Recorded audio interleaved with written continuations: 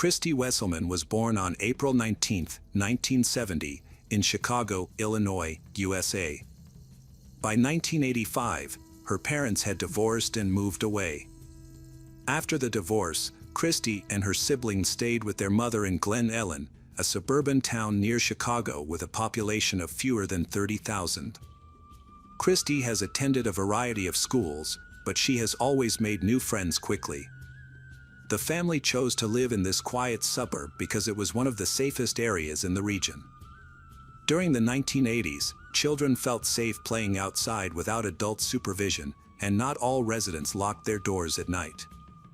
Unfortunately, this peaceful time didn't last forever. Christy was a bright student with good grades and intended to go to college. She was also athletic, playing softball and volleyball, which helped her become popular among her peers. She had many friends. As she started high school, Christy became the class leader. She had a bold perspective on life for her age. In 1984, she even met then-President Ronald Reagan.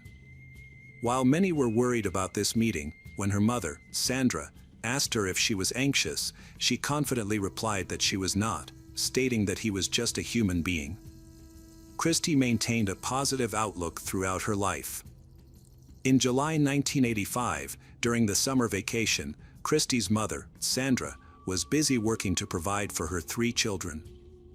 Because she couldn't spend much time with them, she sent her youngest child, Christy, to all-day summer classes or camp. The children would return home by 5 or 6 p.m. On July 21, 1985, the family gathered for dinner after classes. Christy asked her mother if she could go to the supermarket to buy soda and a chocolate bar. Her mother agreed, believing it would be a quick trip since the store was only a 20-minute walk away. However, an hour passed, and she still hadn't returned. Initially, her mother wasn't worried, thinking Christy might have run into a classmate or decided to visit a friend, which wasn't unusual for an active teenager. As more time passed with no sign of Christy, her mother began to feel anxious. She decided to head to the supermarket herself to find out why Christy was delayed. On her way, she encountered several of Christy's classmates, but none had seen her. Once back home, she called all the friends she could think of, but no one had seen Christy. As darkness fell and it grew past 8 p.m., her concern turned into fear, prompting her to contact the police for help in the search. Law enforcement took this case very seriously from the start. They visited Christy's home to speak with Christy's mother and gather a description of her. They also compiled a complete list of friends and acquaintances she might have gone to see. The police visited all the addresses provided, but unfortunately, no one they spoke with had any useful information, leading to concerns that Christy might be missing. The next step for the police was to visit the last known location where she was seen, the supermarket. At the supermarket, they interviewed the security guard and staff members. A security guard, who was also a familiar neighbor to Christy's family, had known them for years and provided some useful information. She had met them shortly after they moved in and even helped care for the children when their mother was at work. According to the security officer, Christy had been at the supermarket around 6 p.m., where she bought a soda and a chocolate bar before leaving. There was nothing unusual about her visit. She was not accompanied by anyone, nor did anyone seem to follow her. Christy appeared cheerful as she left. Christy was supposed to return home with her shopping and had no intention of visiting anyone, which means she disappeared on her way back. What could have happened to her? Detectives interviewed several witnesses who confirmed seeing her with her shopping, and everything appeared to be normal. After that, no one saw Christy again. She had to walk quite a distance to get home. However, the locals knew that she often took a shortcut, and it seemed that she had taken that way. This shortcut involved a path through an area with trees and tall bushes. During the day, it felt quiet and safe, but it became unsettling after dark. Could someone dangerous have hidden there and kidnapped Christy? When the police learned about this path and went to investigate, it was 2 a.m. They searched but couldn't find anything useful. The search in the darkness seemed futile, so they decided to resume their efforts at dawn. When daylight came, detectives returned to search the route to the store.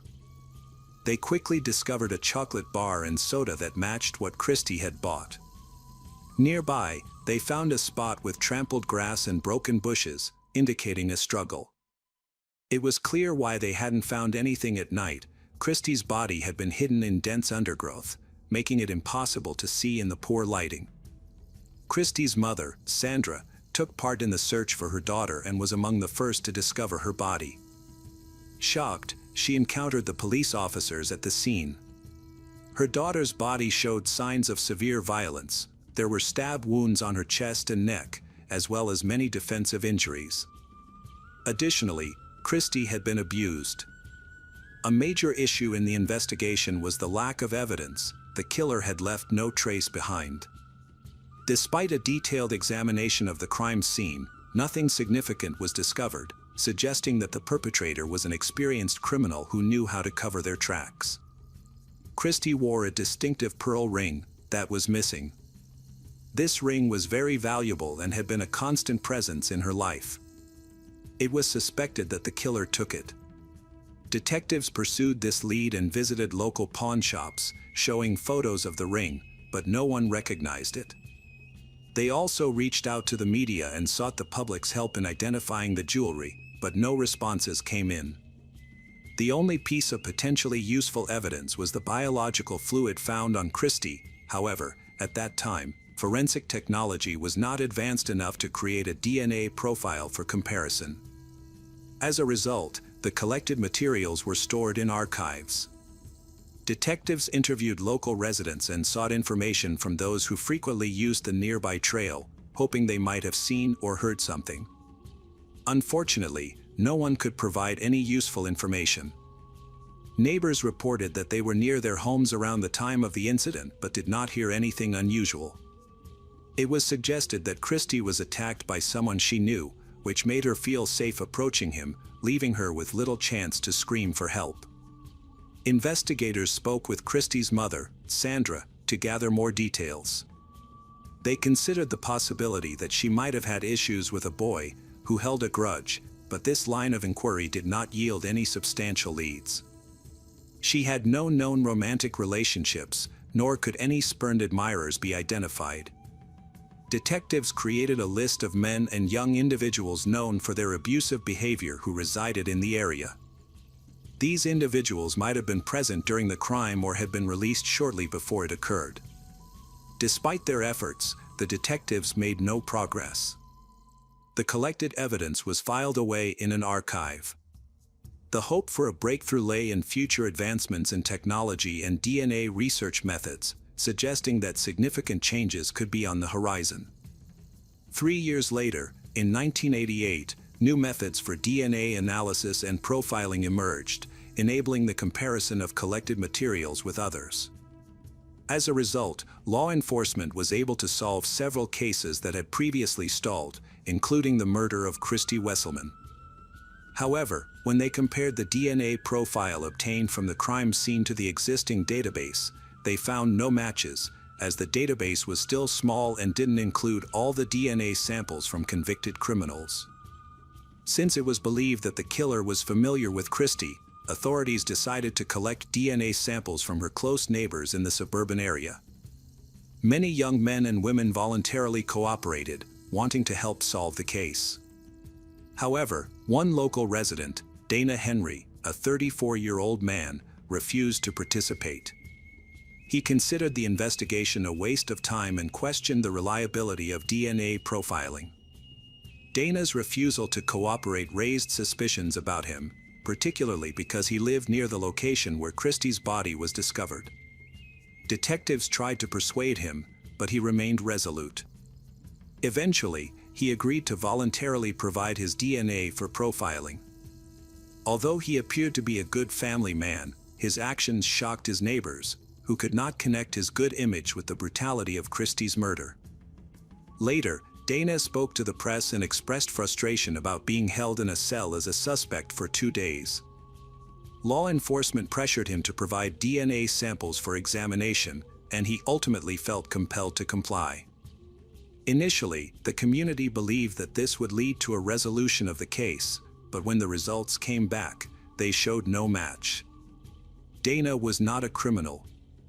Throughout this ordeal, he maintained that he didn't want to provide his DNA because he believed he had the right to refuse. This situation drew more attention than Christie's murder itself. Dana began to seek justice, claiming that he suffered significant emotional distress due to the police's suspicions, which severely impacted his life. He endured days of hardship simply because he didn't want to cooperate with the authorities. After being cleared of suspicion, matters worsened. Upon returning home, his family, friends, and neighbors continued to suspect him of murder and abuse. Dana hired a lawyer, which cost him about $50,000, an enormous amount, especially since he struggled to keep up with his mortgage and was eventually evicted. This led to conflicts with his family and friends, although he eventually managed to convince them of his innocence after the police confirmed that he wasn't a criminal. Unfortunately, he lost almost all of his friends during this period.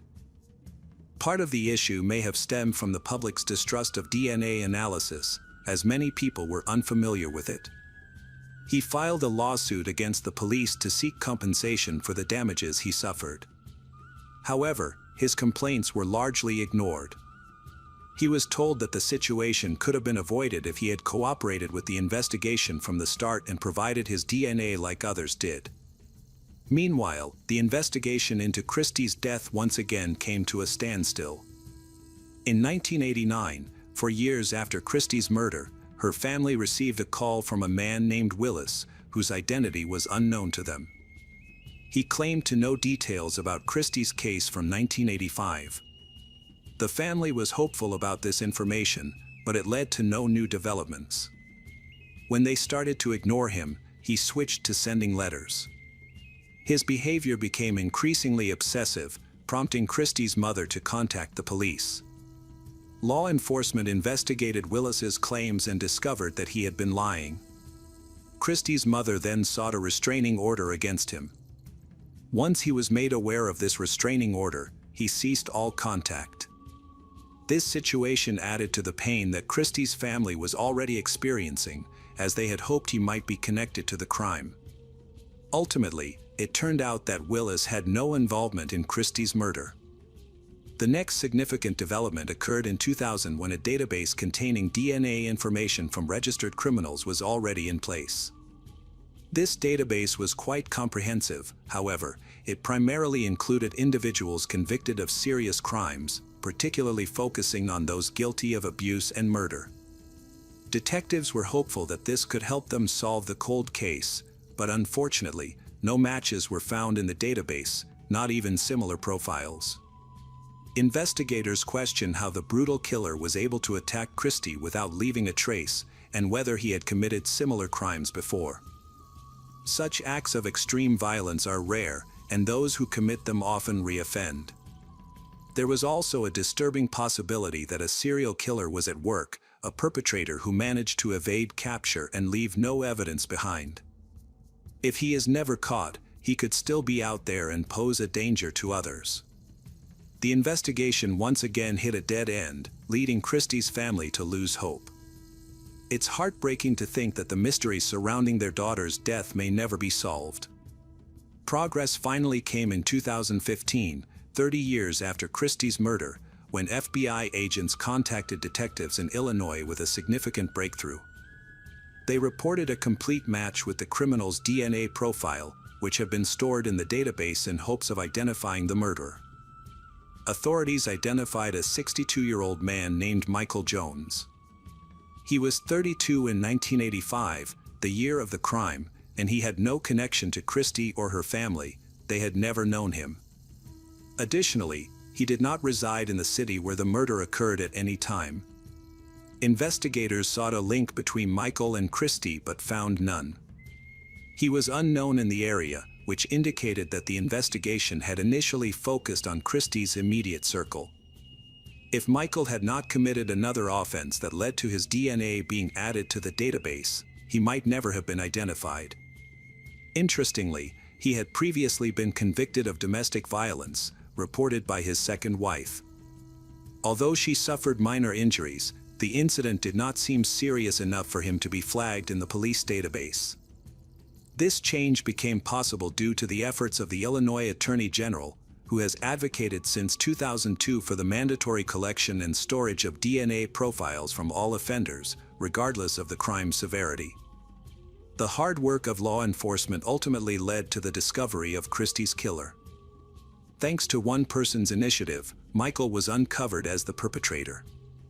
Without this effort, he likely would have faced only a minor charge and continued living without facing consequences for the murder and abuse of a teenager. Michael had 2 ex-wives and several other relationships, prompting detectives to interview these women to gain insight into his character. They were cautious about charging him directly, but all the women reported that he had a problematic personality. A review of archived records revealed a long list of criminal offenses.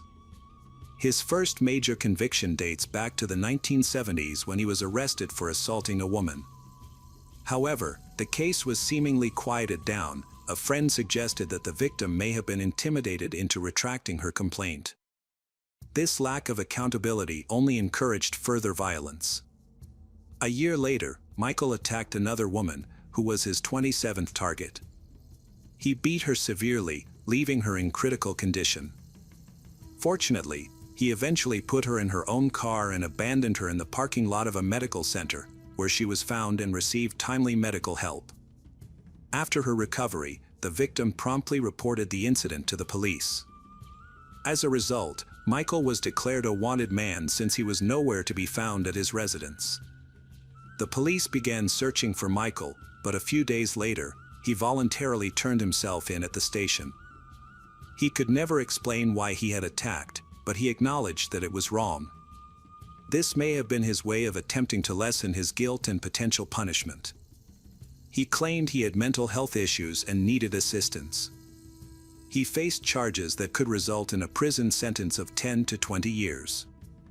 While incarcerated, Michael behaved well, became a model prisoner, and participated in treatment and rehabilitation programs.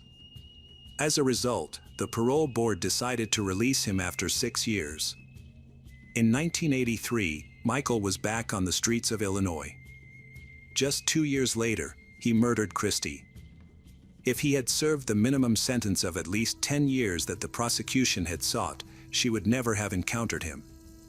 The woman who was attacked in 1977 was still alive in 2015 and met with the police.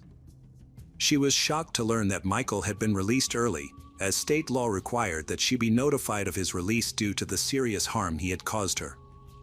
Unfortunately, she never received this notification. Had she been informed, she would have done everything in her power to oppose his early release, but the authorities did not provide her with that chance. Michael had moved away immediately after his release, so she had not seen him until that point. Now, she fully understood the danger he posed. The reasons behind the failure to notify her and why she was absent from the parole hearing remain unclear. A few months after his release in 1983, Michael married a young woman.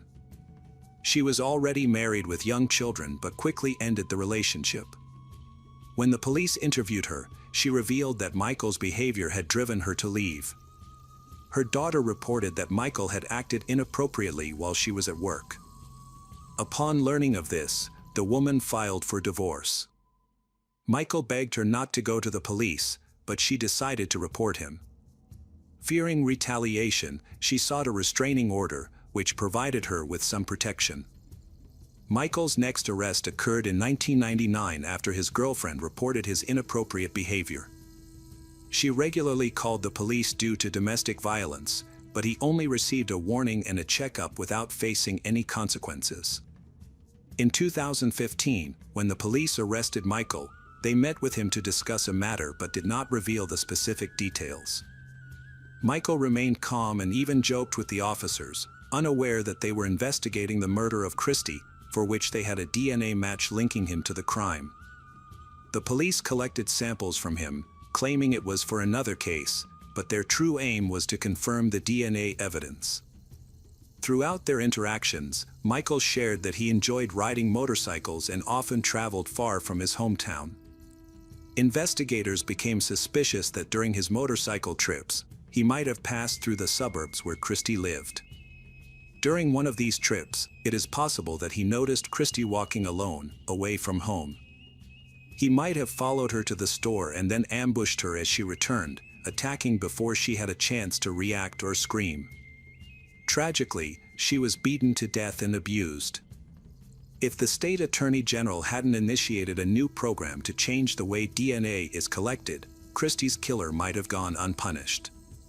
When police uncovered the truth and charged Michael with Christie's murder, he was surprised but admitted his guilt, hoping for a lighter sentence through a plea bargain. Instead of facing life in prison, Michael was sentenced to 80 years, meaning his term will end in 2095. This is ironic because he was 64 at the time of his conviction, making it unlikely that he will live to see 144. Despite this sentencing, Christie's family had already accepted that they might never know what truly happened to their daughter. In the courtroom, Christie's mother, brother, and sister were visibly emotional. They shared with the jury that the most painful moments for them were the weddings and births that followed Christie's death. Although these events should have been fun, they turned bitter because Christie was no longer there to share the joy with them. Among those attending the trial was Dana Henry, who was still reeling from the fallout of being wrongfully accused. He wanted to confront the man who had committed the brutal crime for which he had been blamed.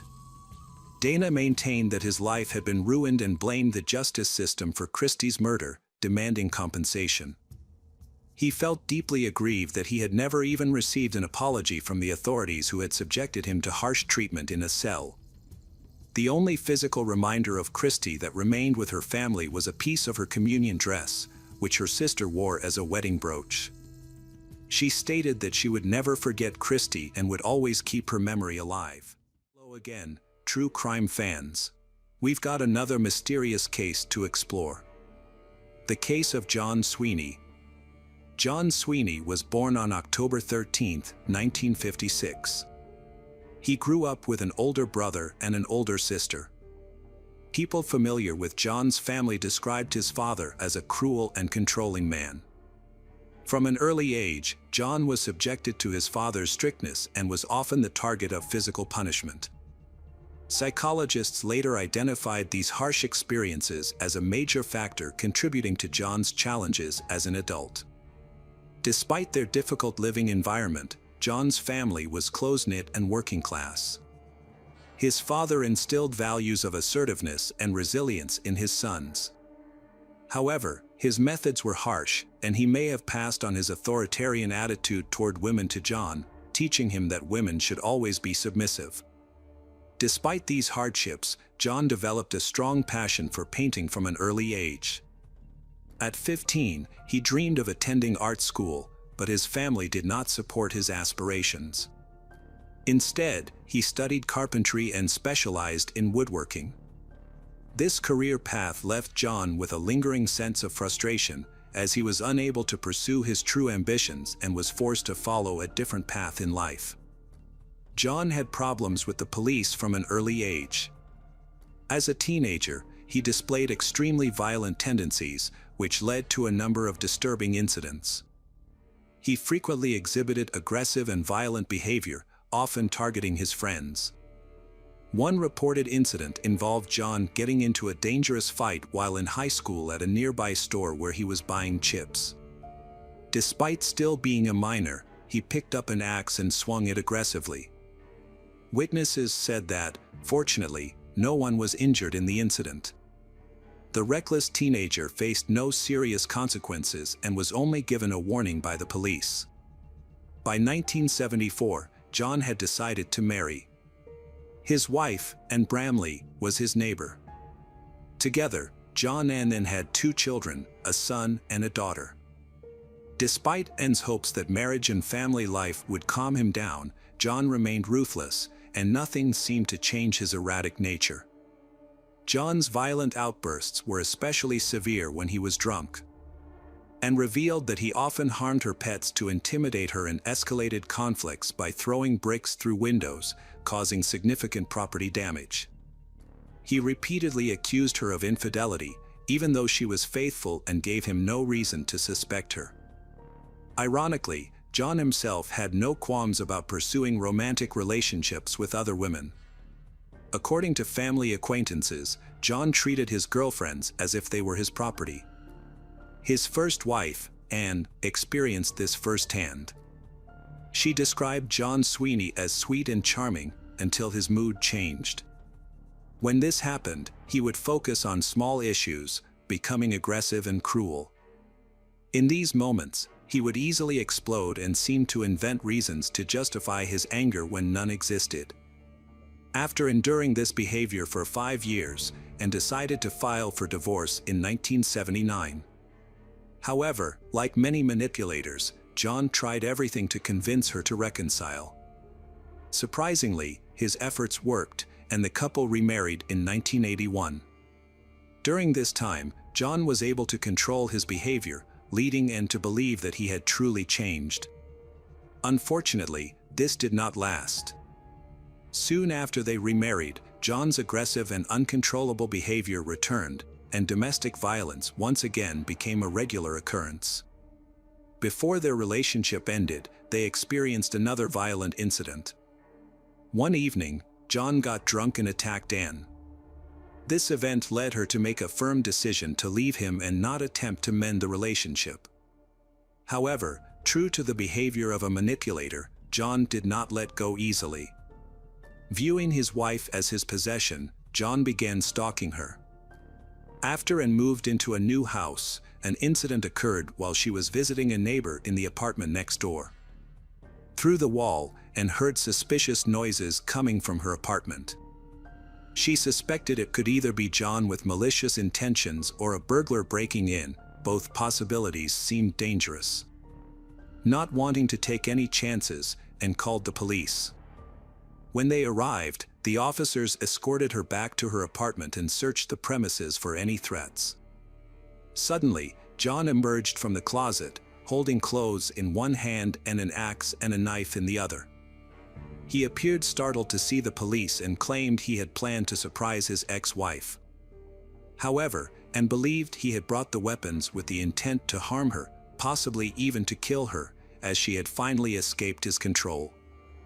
Unsurprisingly, the police did not believe John's story about the surprise and arrested him.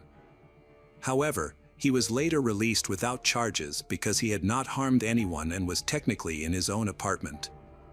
The police only secured a verbal promise from him to stay away from Anne. After the divorce was finalized, Anne left with her children, moved away, and went into hiding to escape her dangerous ex-husband. Eventually, John gave up pursuing her. He decided it was time to change his life, leaving the city and embarking on a tour around Europe in hopes of forgetting his troubled past. He began searching for work abroad, believing he could find better opportunities and earn more money. Finding temporary jobs abroad was not difficult for John, but he never stayed in one place for long. He traveled to Germany and France before eventually settling in the Netherlands. Further investigations did not uncover any evidence of assaults on women during these trips.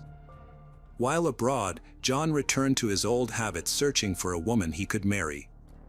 However, his efforts were unsuccessful, and he was eventually forced to return to his homeland.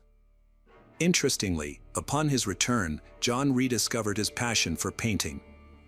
Experts later analyzed his artwork and attributed its themes to his criminal nature. His paintings were gruesome, often violent and bloody, depicting brutal scenes. However, at the time, they were dismissed as mere works of art. Later, John made a living as a carpenter, taking on repair and construction jobs. He eventually settled in London, where he met Melissa Halstead, a model and photographer. She had hired him to do repairs on a film set. Melissa was an incredibly beautiful woman, and John seemed to take an immediate interest in her. Originally from Ohio, USA, Melissa had moved to another country in Europe, where she felt lonely and had few social connections. She was unaware of John's violent past. John quickly regained his charm, and after visiting her on set a few times, he suggested they meet. This marked the beginning of their romantic relationship. At first, Melissa described their relationship as warm and loving, reflecting John's manipulative behavior. Over time, they began living together. Less than a year later, John attacked her for the first time. Before this, he had repeatedly broken her self-esteem and cheated on her, leaving her feeling completely hopeless. Her career began to suffer, and her family back in Ohio recognized the toxicity of the relationship. Both her mother and sister urged Melissa to leave John as soon as possible. About a year after they met, Melissa's sister visited her in England.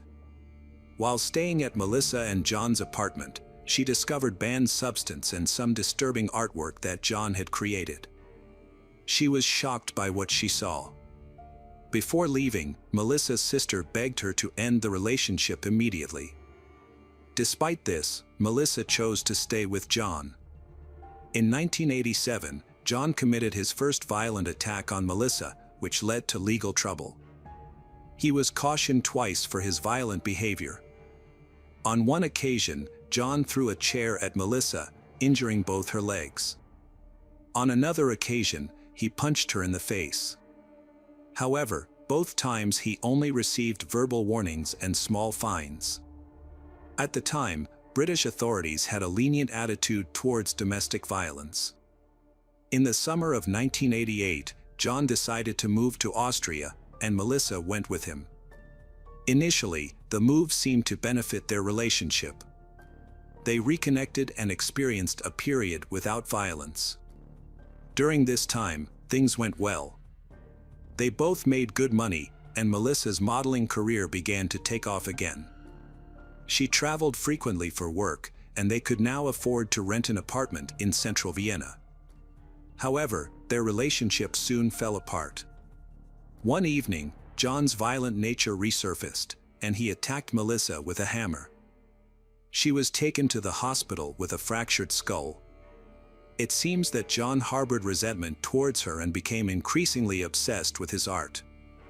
Psychologists later analyzed his artwork and concluded that it reflected his inner turmoil and violent worldview. Unfortunately, at the time these drawings appeared, no one paid much attention to John who recognized the warning signs. The haunting images clearly showed his desire to kill. While John was in prison, Melissa was recovering from the attack. Despite everything, she no longer resented John and even began to miss him. In February 1989, she appealed to the Austrian legal system, asking the court to pardon John. Under Austrian law, she had the right to do so. Her appeal was successful. Melissa withdrew her statement about the attack, and John was released after serving only 6 months. However, the police ordered John to leave Austria. Despite this, Melissa chose to follow him. They settled in Amsterdam together. In Amsterdam, John and Melissa rented an apartment in the city center, worked, and used a rental car. Their home was located near the train station. In November 1989, Melissa called her family. Since no one was home, she left a voicemail wishing her loved ones well, expressing her love, and saying that she hoped to see them again soon. After the call, she went on a business trip. In the following months, her family tried to contact her, but they were unable to reach her. At that time, cell phones were not available, making communication even more difficult. John also ignored all calls from Melissa's family. After a while, Melissa, exhausted by the constant conflicts and abuse from John, decided to end their relationship. She confided in her colleagues at work, telling them that if anything happened to her, it would be because of John. Soon after, she disappeared and was never seen alive again. On May 3, 1990, a passerby in Rotterdam noticed a suspicious bag floating in a canal. Upon inspection, the bag was found to contain body parts, although the head and hands were missing. The witness immediately alerted the police. the brutal nature of the crime became evident when the body was examined. What shocked the police most was that the victim's spine had been broken in half, and evidence suggested she had been subjected to prolonged torture designed to inflict extreme pain. After the murder, the perpetrator placed the body in a large black bag, which was then dumped in a canal. At the same time, Melissa's family grew increasingly worried, as they had not heard from her for months. A missing person report had been filed in Amsterdam, but since the Rotterdam police did not have access to it, they were unable to identify the victim. With no leads, the investigation was eventually closed. The unidentified remains were buried in a public cemetery in Rotterdam in an unmarked grave, and the police remained unaware of the victim's identity. John, the killer, escaped justice. By 1991, John had returned to London alone. He never told anyone about what had happened to Melissa. Her family suspected that John was involved in her disappearance, but there was no evidence to prove it. As a result, John continued his life without facing any consequences. At a local pub, John met Delia Balmer, a 40-year-old nurse. Their meeting was initially accidental, but John quickly used his charm to make her fall in love with him. Delia, feeling lonely, invited him to move into her house. John seized the opportunity, helping her with the housework and earning her trust. During this time, he worked as a carpenter, earning a good income by creating furniture and home furnishings. However, over time, John's true nature began to reveal itself. After nearly 2 years together, in December 1993, Delia realized the extent of John's temper and cruelty. She finally asked him to leave. Surprisingly, he did not argue and agreed to move out. However, he did not truly leave her life. John continued to frequent the same shops and bars as Delia, making sure they crossed paths often. Wherever she went, John seemed to appear, controlling and pursuing her relentlessly. He even attempted to re-enter her apartment. In May 1994, Delia went on a short trip around Europe with a friend. When she returned, John was furious that he had temporarily lost control of her. He tracked her down, tied her to the bed, and threatened her with a weapon, intensifying her fear. To further intimidate her, John told her a disturbing story about his previous girlfriend, Melissa. He confessed to killing Melissa, sitting with her body in his apartment for 3 days, and then disposing of her remains by dumping them in a canal in another city. Delia realized she was now trapped with a crazed killer. John demanded her complete obedience, warning her that if she did not comply, she would suffer the same fate as Melissa. Delia endured a week of abuse. During this time, she was repeatedly beaten, assaulted, and threatened with a weapon before finally being released in the summer of 1994. In July, Delia sought refuge at a shelter and reported the abuse to the police. She even showed them John Sweeney's disturbing drawings. However, the police dismissed her concerns, calling them a joke and accusing her of exaggeration. In early November, John left the apartment, and Delia took the opportunity to change the locks. When he returned on November 11th and discovered what she had done, he became furious. Despite locking the door, he managed to break in and attack Delia. The next day, Delia fled to the police station again. The officers escorted her back home, but John had disappeared. However, another attack occurred the following day. This time, Delia's neighbors and friends called the police. The officers arrived just in time, as John was inside the apartment with Delia. She ran out to meet the police, crying and terrified. During a search of the apartment, the police discovered a bag in the bathroom that John had brought with him.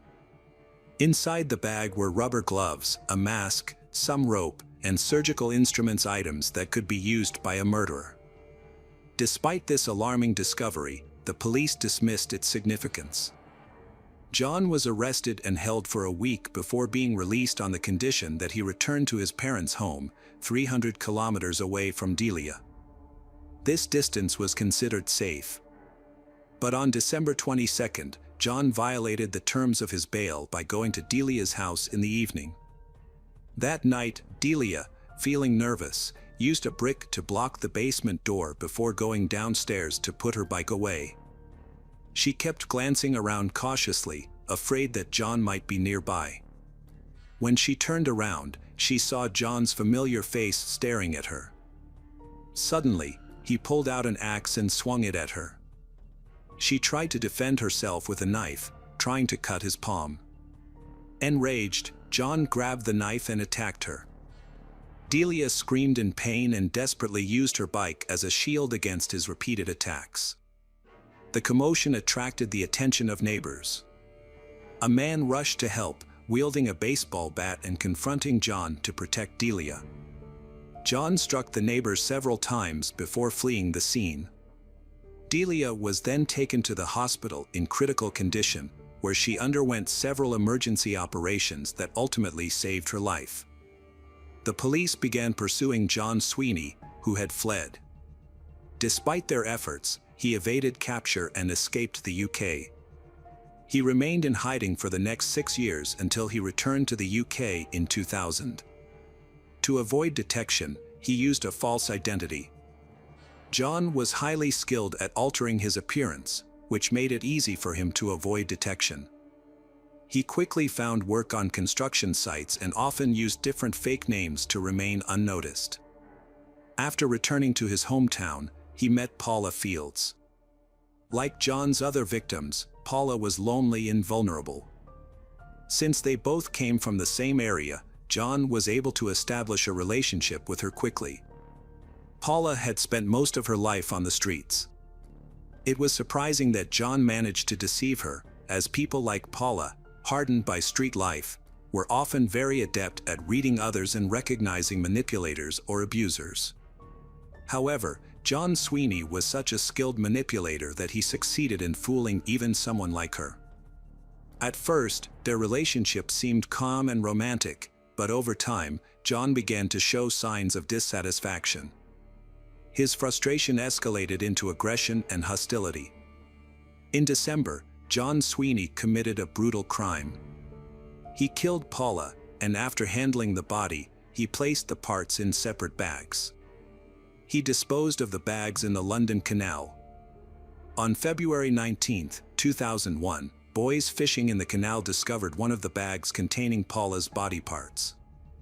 They immediately contacted the police, who later recovered 5 more bags containing other parts of her remains. Advances in DNA technology helped identify the victim as Paula Fields and revealed a suspicious boyfriend. At the time, John was using an alias. However, further investigation by the police uncovered that her boyfriend's real name was John Sweeney. He was also linked to the murder of Melissa Halstead and was wanted for an attack on Delia Balmer. John became one of Britain's most wanted men. The police eventually tracked John down at a construction site in central London, where he was working. A specialist armed team was deployed to arrest him, as he was known to carry weapons. When apprehended, John did not resist, likely overwhelmed by the presence of heavily armed officers. A subsequent search of his flat uncovered over 300 gruesome works of art and poetry. Some of these artworks contained references to Paula and other victims. John Sweeney was later convicted of the attempted murder of Delia Balmer. On March 5, 2002, he was sentenced to life in prison, with the possibility of parole after only 9 years. With good behavior, he could have been released even earlier. Delia was deeply unhappy with this outcome. As the police continued to investigate Paula Fields' death, they faced numerous challenges. It took another 6 years. In 2008, they were finally able to match DNA from an unidentified victim found in a Rotterdam canal to Melissa Halstead. This discovery linked John Sweeney to another murder. Delia's testimony, which included his confession, along with the presence of his DNA on Melissa's remains, played a key role in connecting him to this brutal crime. Melissa's murder had taken place more than 20 years earlier. Her family finally learned the truth and sought justice. Despite the evidentiary challenges, the police decided to use John's artwork as admissible evidence. Several of his drawings referenced Melissa's death long before her body was identified.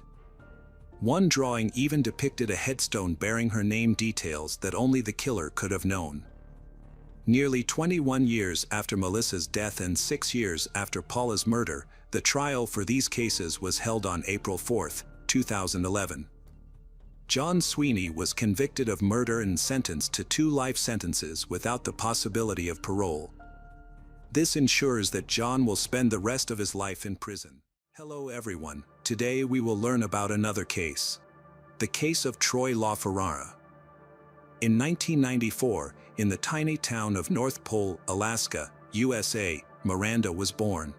She had an older sister named Ashley, and both girls were raised by their mother, Elizabeth, a single parent.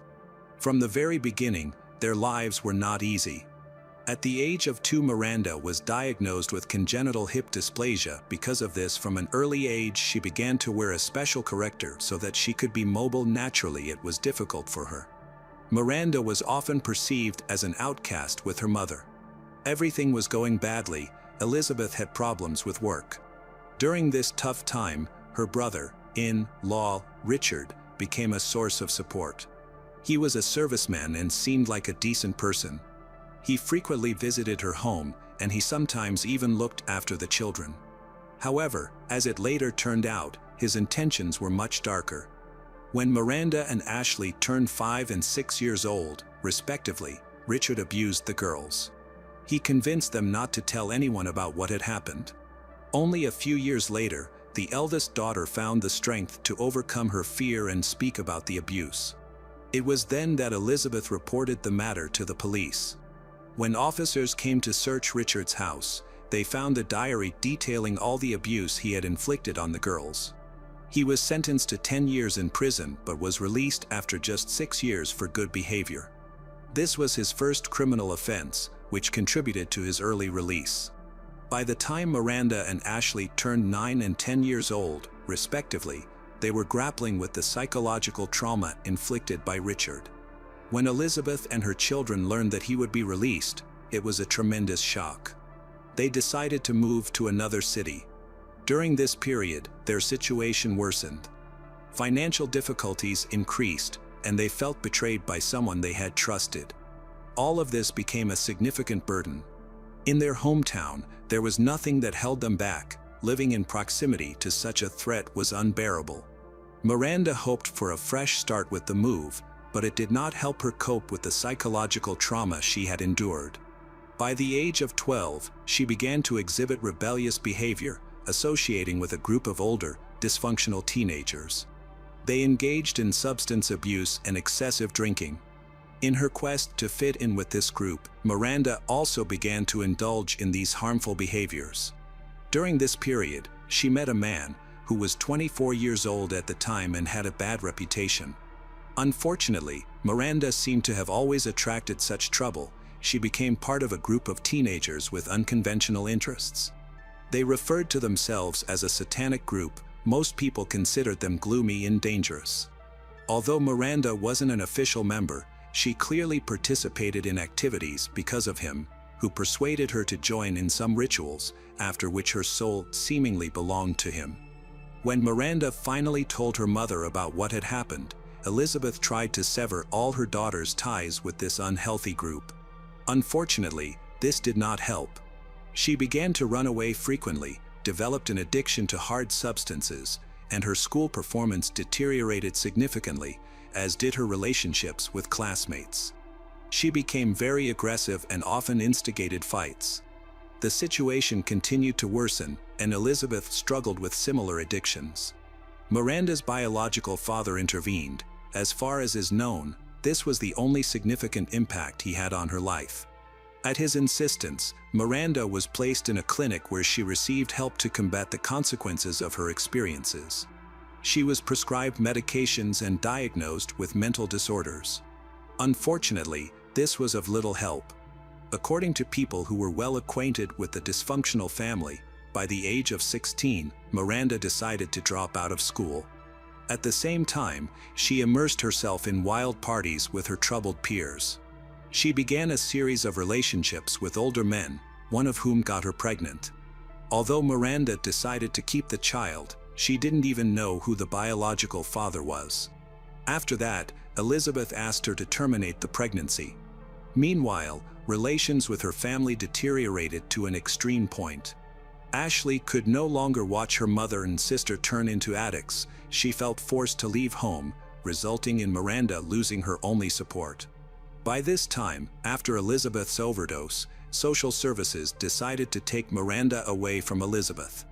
She is destined to be in a new family in a small town called Dan in North Carolina. It was here that Miranda met a 20-year-old man named Alit Barber. By this time, Miranda was 17, and Alit was engaged to a girl who was expecting a child with him. This girl later turned out to be another underage student. A love triangle formed around Alit, who had 2 pregnant girls at once. The children were born about a month and a half apart. Now, the group had 2 newborns that needed care. However, all of them are not mature enough to take on the responsibilities of being parents. A few months after the children's birth, Alit's own daughter was hospitalized due to an overdose of sedatives.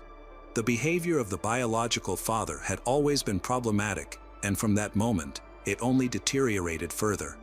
His relationship with his fiancée began to suffer, and she ultimately decided to break up with him, leaving with the child for another city. This led to Alit and Miranda being together, forming a full-fledged couple, raising little Aria together. During this time, Miranda willingly talked about her difficult past, and Alit became intrigued as they discussed her experiences with the satanic cult. About a year into their relationship, they decided to leave North Carolina, as their families did not approve of their lifestyle.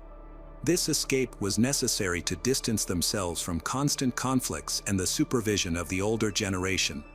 Thus, a series of moves began for the young family. They struggled to settle down anywhere for long due to employment difficulties, until they finally reached a suburb in Pennsylvania called Port Trevorton, where only about 400 people lived at that time. They had neither money nor work to establish a foothold. However, Alit had a friend in the area who helped them by providing a place to stay. They were essentially marginalized individuals, making it challenging for them to find regular employment, as they were quite unsociable, which led to difficulties with social interactions. On October 22nd, Miranda, in her search for income, decided to offer herself as an escort service. She emphasized in her advertisement that she was not willing to provide intimate services but was available for companionship and to accompany men to various events. Outwardly, she seemed quite pleasant, and she met several men for $80, engaging in conversations but without intimate contact. It is difficult to say for sure whether she truly adhered to the boundaries she set. In one such encounter, she met a man named Troy LaFerrara, a 42-year-old married man who had been a decent family man and church member for decades. Upon seeing Miranda's advertisement, he became immediately interested. When he called Miranda, he offered a different type of service, not just companionship, which angered her. She refused his proposal, pointing out what she had written in her ad. After some time, however, disturbing thoughts began to plague her mind. Miranda and Alit realized they were dealing with a rather wealthy man since he had made a very generous financial offer. After discussing it, they recognized that this could be a potential way to alleviate their financial struggles. Although they had not previously fantasized about such desires, the allure of crime as a solution to their financial difficulties excited both Alit and Miranda greatly. At the beginning of their relationship, Alit and Miranda immediately developed a common interest in satanic themes. Their conversations were often filled with dark imagery, including mentions of blood. They did not plan to kill a specific person, however, they would often end such discussions with thoughts of finding a victim and experiencing what it was like to take a person's life. When Troy made his generous offer, Miranda calmed down after the unsettling proposal and began discussing the situation with Alit. Troy lived in another city, and their correspondence took place via the internet, which could easily be deleted along with the removal of profiles. They were not connected in any way in real life, making him an ideal target for murder.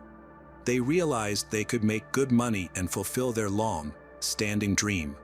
A couple of hours later, Miranda agreed to Troy's offer and messaged for him.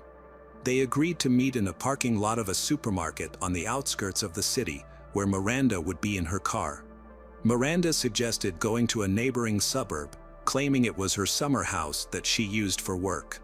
Naturally, she did not take the initiative alone. Her boyfriend was supposed to be in the back seat of the car to help her bring her dark fantasy to life. Their plan involved disguising tools and a blanket in the car. The plan stipulated that Miranda would say a code phrase, after which Alit would attack the victim.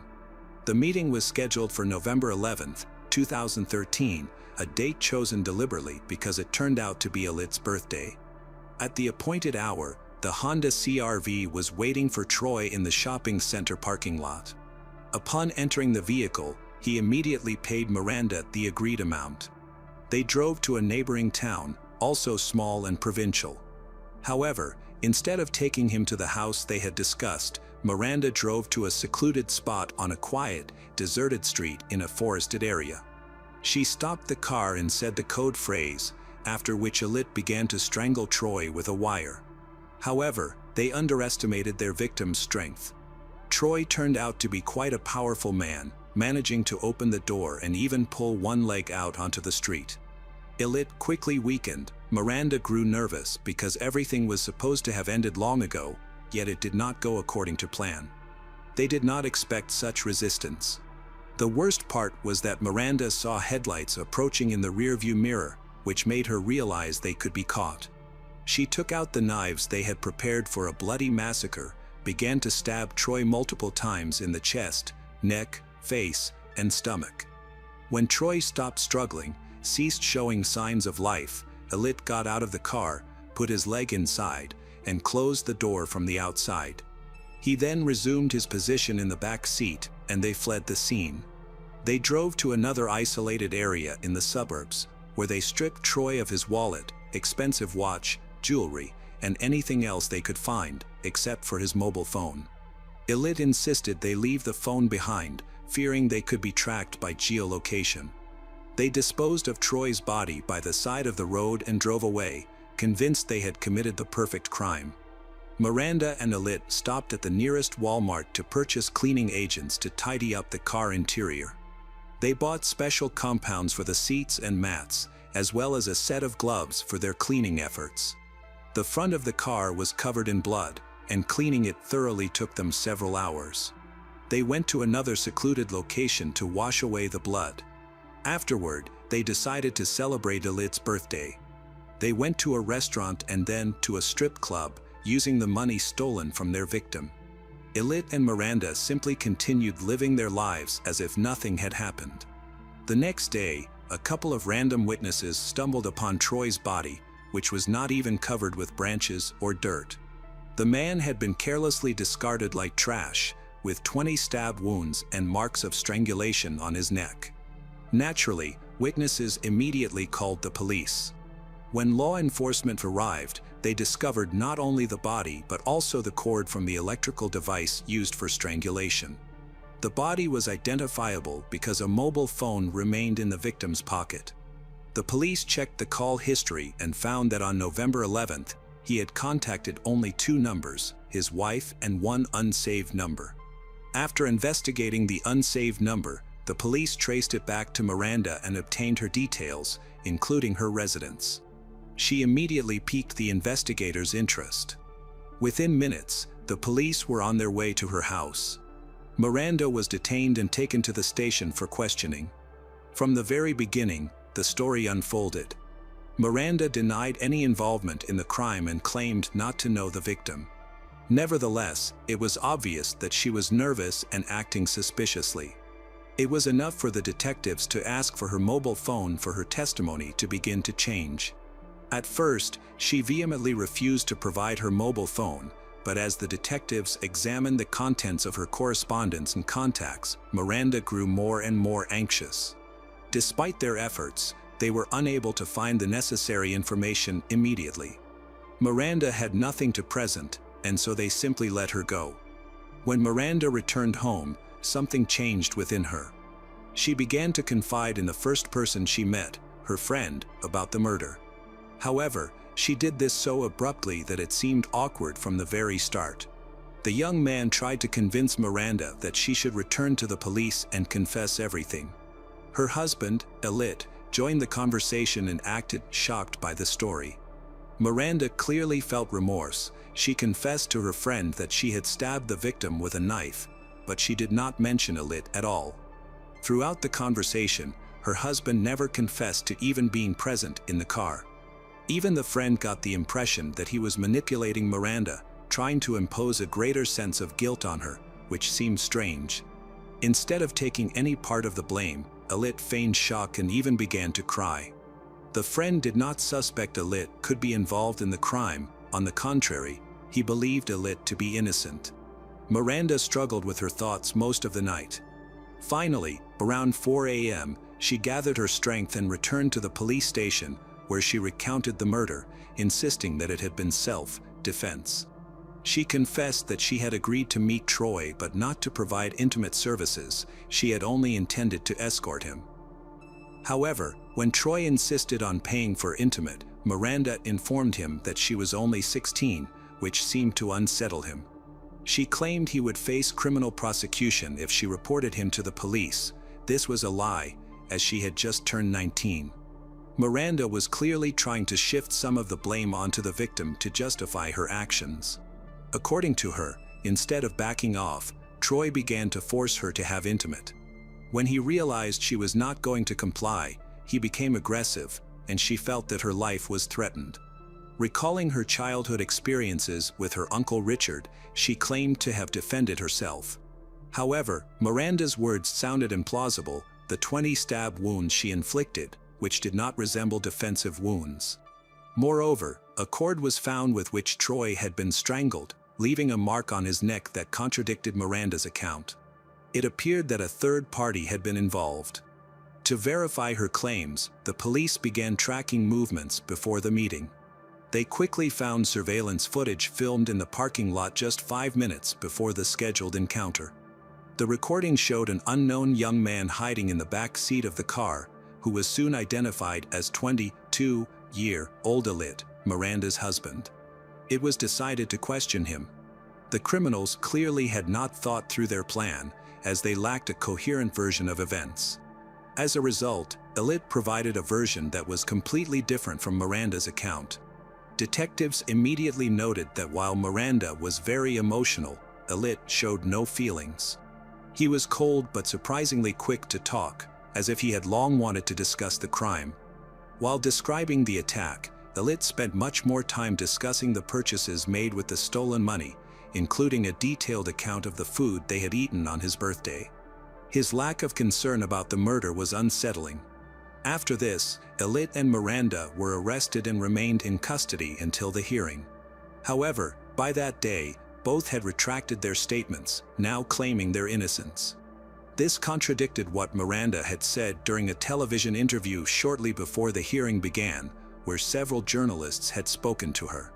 Miranda participated in a viral interview, stating that this was not her first experience with such circumstances, and claimed she had stopped counting the victims after reaching the 22nd murder from 2008 to 2013.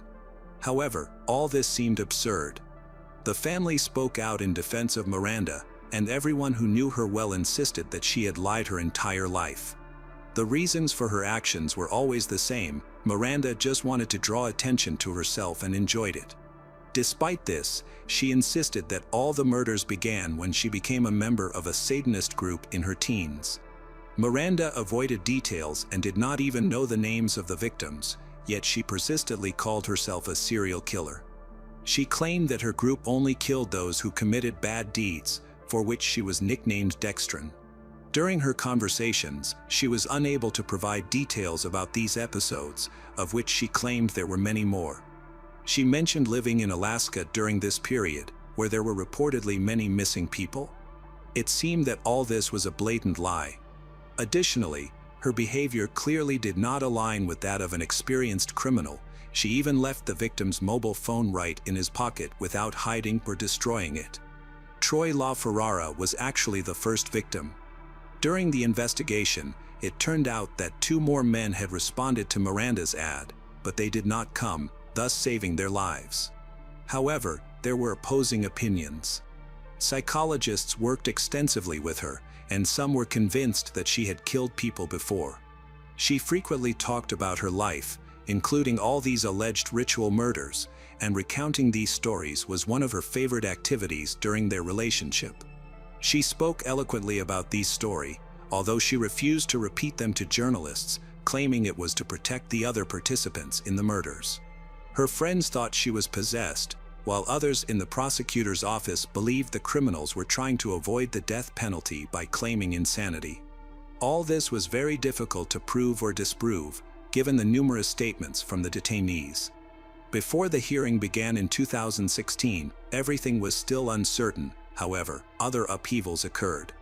The mother of Miranda voluntarily took her own life. She could not cope with the public pressure of being accused of raising a monster.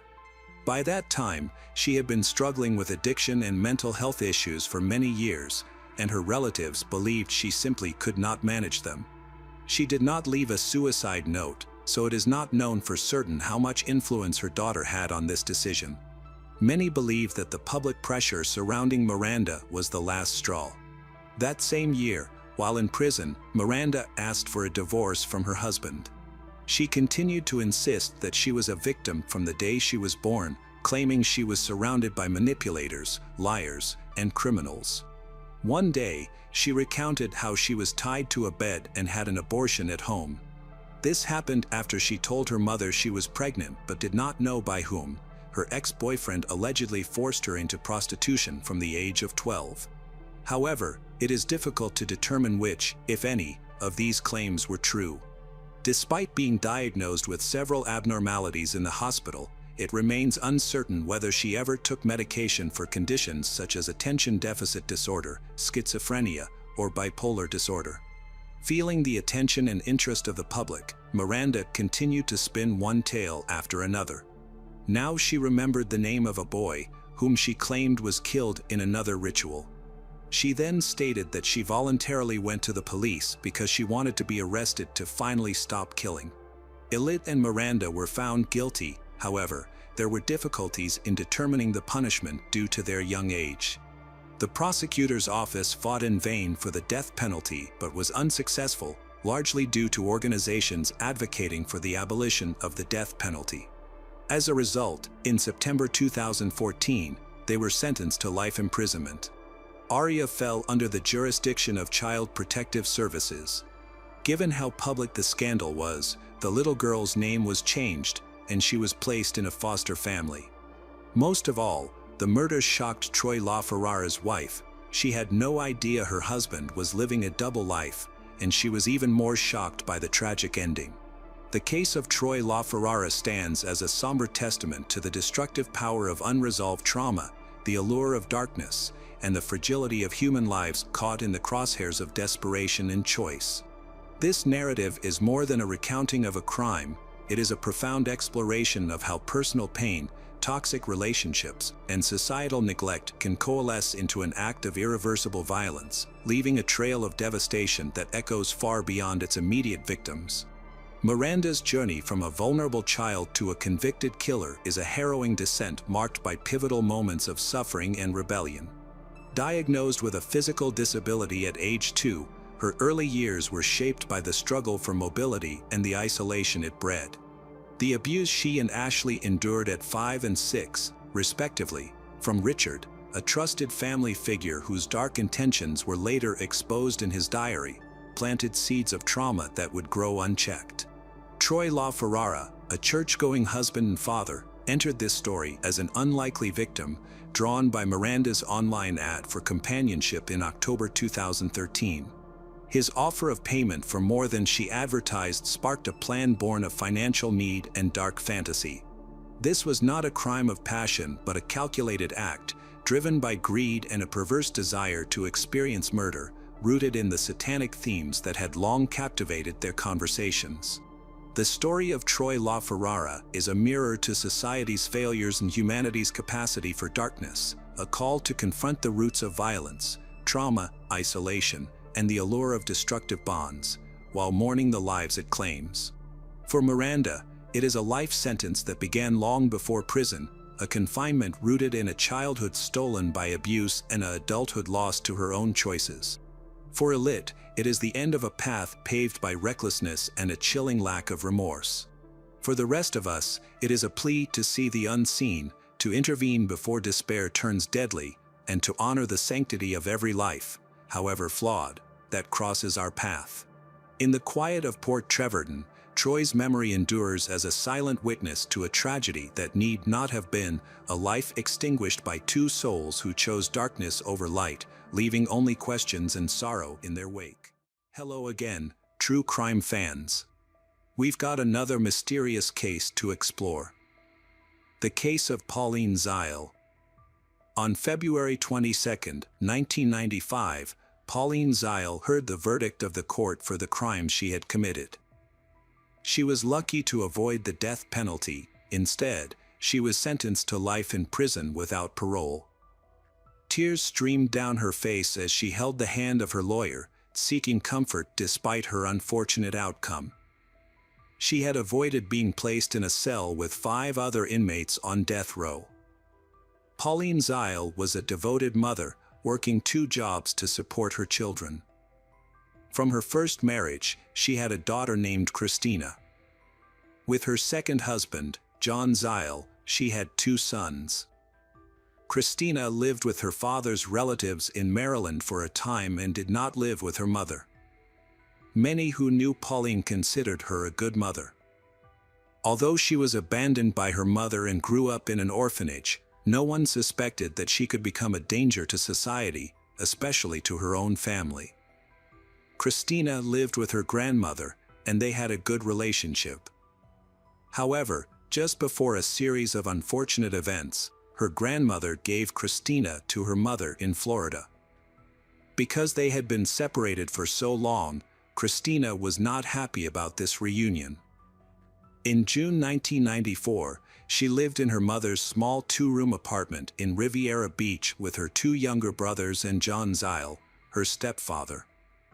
John was indifferent to Christina, creating a tense family atmosphere. 4 months later, Christina's mother, Pauline, reported to the police that her daughter had been kidnapped. While in a crowded store, 7-year-old Christina went into the women's restroom and did not return. Pauline searched everywhere but could not find her.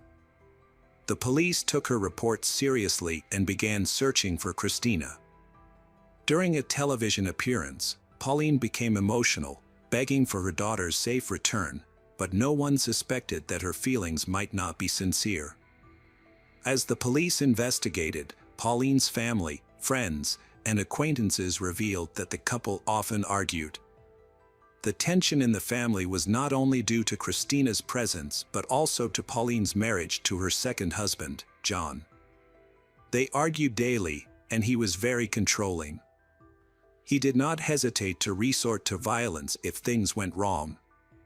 Neighbors often heard their arguments, and he was also known to have abused Christina.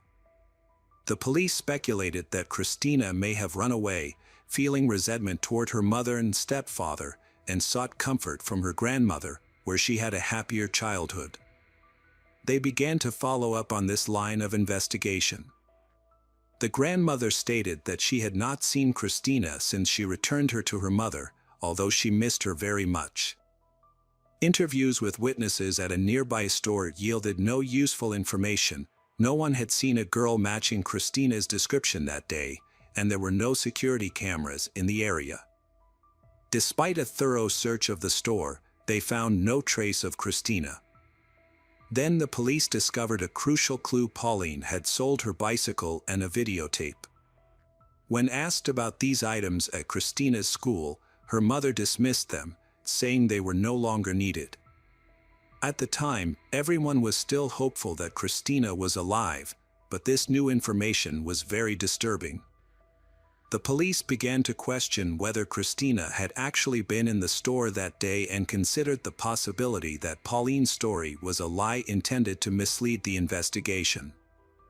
2 weeks after Christina's disappearance, the police obtained a search warrant and thoroughly searched the home where Christina lived with her mother. Unfortunately, these searches did not yield any useful information. They could not find any clues at the time. Pauline, the girl's mother and the last person to see her alive, became the prime suspect. However, the situation changed dramatically a few days later when Pauline went to the police in tears and confessed. She claimed that her husband, John, had beaten their daughter to death, but insisted it was an accident. Pauline provided a detailed account of Christina's final moments. A victim of domestic violence, she admitted to fabricating the kidnapping story to mislead the police. Her efforts to cover up the crime ultimately contributed to her long prison sentence. John Zile lived with his wife, Pauline, and their sons in a cramped apartment. They struggled financially, and the difficult living conditions may have contributed to negative feelings towards their daughter, Christina. On September 16, 1994, John lost control and beat Christina because she was dirty and had problems with urinary incontinence. Neighbors heard noises, including John's screams and Christina's cries, which sounded different from the typical cries of a child. They could hear muffled thumping, followed by Christina screaming louder. Eventually, the noise died down, but the mother begged John to stop. During the incident, Christina lost consciousness and began to convulse. John hit her hard enough to silence her and covered her mouth with his hand, causing her to choke. When things finally quieted down, neighbors could hear John's panicked voice. John and Pauline hid Christina's body in a closet for a week before moving it to a vacant lot behind a shopping center to bury it. Pauline agreed to reveal Christina's burial location. On October 27, Christina's body was found. She had multiple stab wounds. Forensic experts confirmed that the cause of death was strangulation. The child had suffocated while trying to cover her face with her hands. Police discovered that while the body was in the closet, the couple had prepared for the burial by purchasing items such as shovels, tarps, cleaning supplies, and other necessary tools. Pauline had acted cautiously. She took Christina's belongings, such as her bicycle and videotapes, to a pawn shop. She later admitted that she had done so to erase the memory of her daughter. However, the reality was simpler. She had used the money from the pawn to pay for the burial and clean the house. Pauline blamed her husband for their daughter's death, claiming that he was responsible for killing her. But later revelations changed the story. John claimed that Pauline never intervened when he was beating Christina. On the day he lost control and attacked Christina, he asked Pauline to call for help to save the girl while she was still alive, but Pauline refused to help their daughter. During questioning, Pauline admitted this.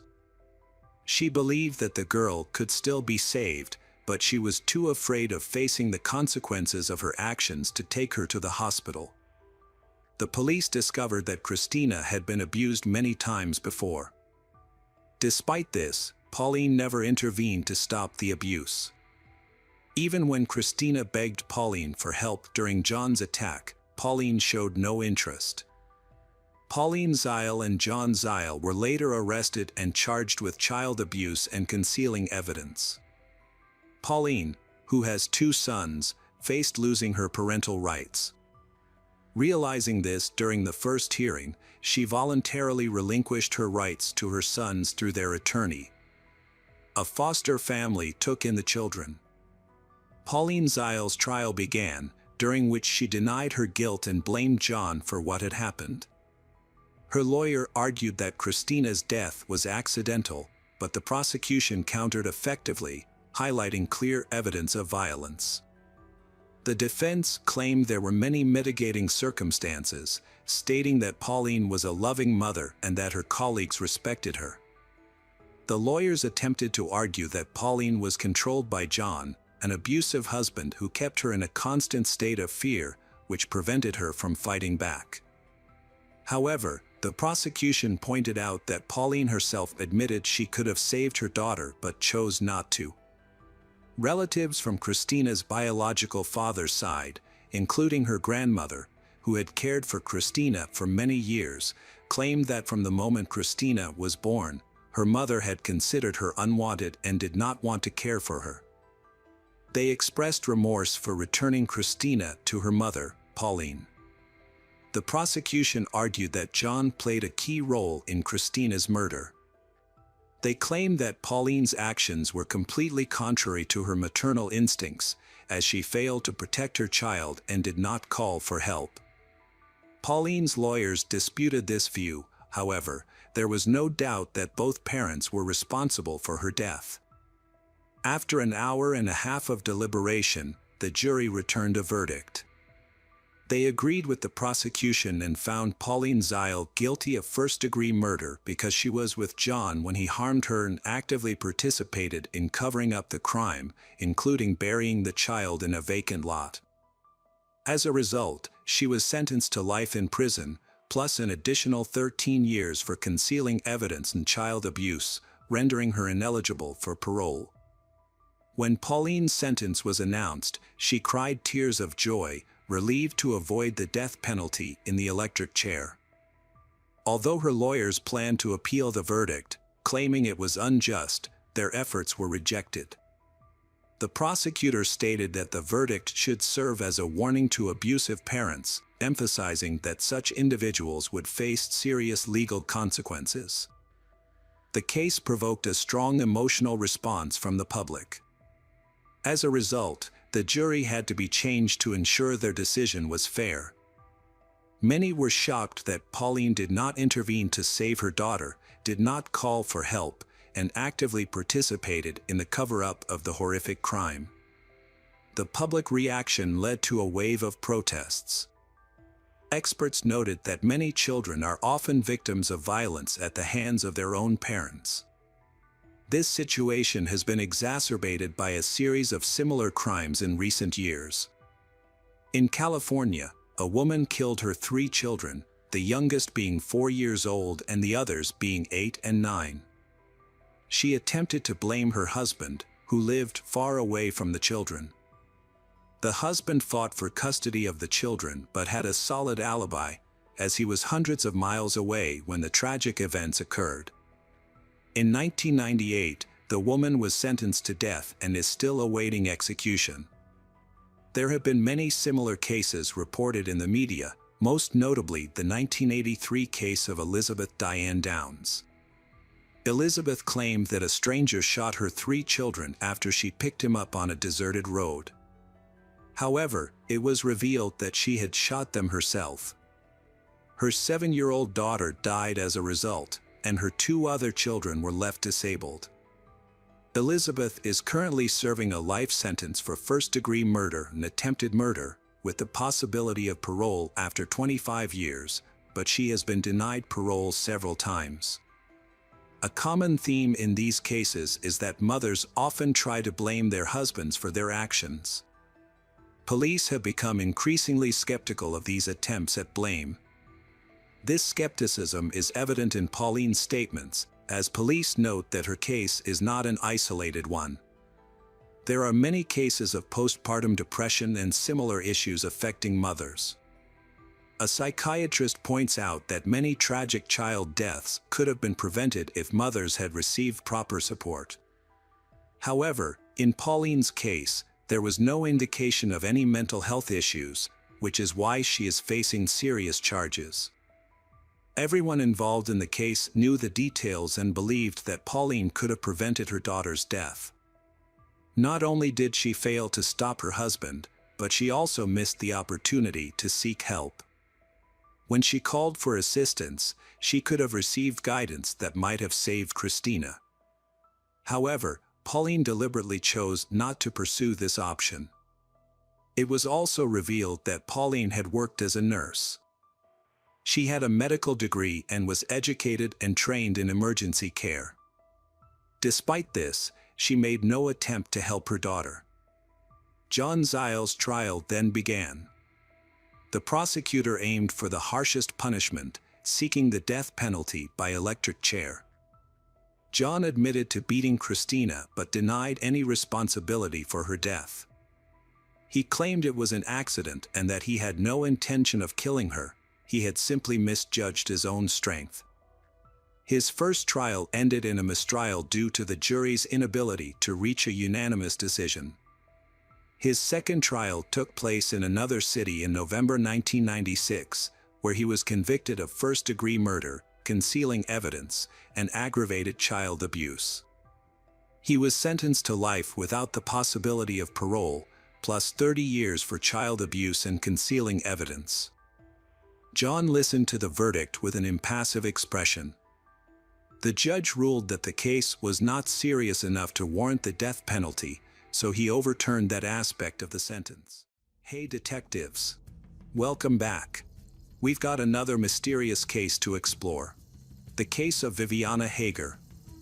Viviana Hager, a 42-year-old chartered accountant, lived with her husband, Jamie Anguita, a builder, and their 2 daughters in a beautiful home in an upscale area of Puerto Varas, Chile. Jamie and Viviana were introduced through relatives. After moving to the area, Jamie initially stayed with a friend close to Viviana's home until she completed her internship. They did not communicate often, but when they finally met in person, Viviana was around 25 years old.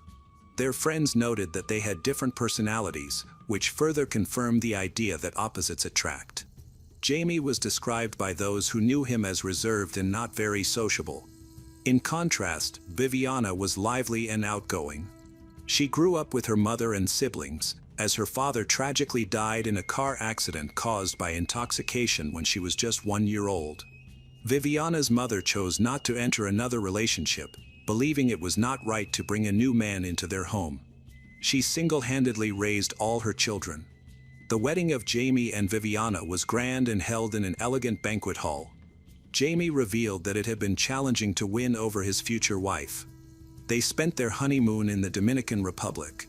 Shortly after, Viviana became pregnant, but unfortunately, she could not maintain the pregnancy. In 1996, she gave birth to a daughter. They went through another unsuccessful pregnancy, but that did not affect their relationship. Later, they welcomed the birth of their youngest daughter. After the birth of their second daughter, Viviana decided to take a break from her job at a large carbonated drinks company to focus on raising their children. There were many rumors about Jamie and Viviana's relationship after 18 years of marriage. Some claimed they had a perfect relationship, remaining a loving couple and a stable family. Others suggested that their life together was not as ideal as it appeared. On the morning of June 29, 2010, everything seemed normal at first. After breakfast, Jamie took their daughters to a local language school before heading to work at his construction company. However, Viviana did not clean the dishes from breakfast, nor did she open the curtains to let in light, and she skipped several other usual tasks. According to data on the calls made, Viviana called the school where her daughters studied several times, as well as a photo studio, and contacted representatives of a company that cleaned stoves. Jamie also made a series of calls, one of which was quite unusual. He called his wife's phone at 7:48 a.m., and the conversation lasted less than a minute. Later, he stated that he had called his wife to say goodbye that morning, as he had allegedly forgotten to do so before leaving. In the afternoon, at 1:36 p.m., Jamie was at a bank branch when he received a call. According to Jamie, the caller did not introduce himself and said that Jamie should listen to him if Jamie wanted to see his wife again. The man then heard a woman scream, after which the call allegedly ended. Jamie's statement suggested that he perceived it as a prank or scam, which might explain why he didn't act as most men typically would. He didn't try to contact his wife to find out if she was okay. A few hours later, Jamie's eldest daughter called him and said that her mother hadn't picked her up from school. The girl also mentioned that she was planning to walk home. The path from the school to their home ran through safe areas, but for some reason, Jamie asked her to wait for him. Even after that, he still didn't attempt to contact his wife. On his way to school, Jamie stopped at a small police station to report a mysterious call and his concerns about Viviana possibly going missing. Shortly after, he received another call from his youngest daughter, who had made it home and told him that her mother was not there. She went into her parents' bedroom and found a terrible mess on the bed. Several items and documents were taken from her mother Viviana's purse. The girl also noticed that a small safe, some cameras, and jewelry were missing from their home. After speaking with his daughter, Jamie invited Viviana's older sister, Monica, to stay with his youngest daughter.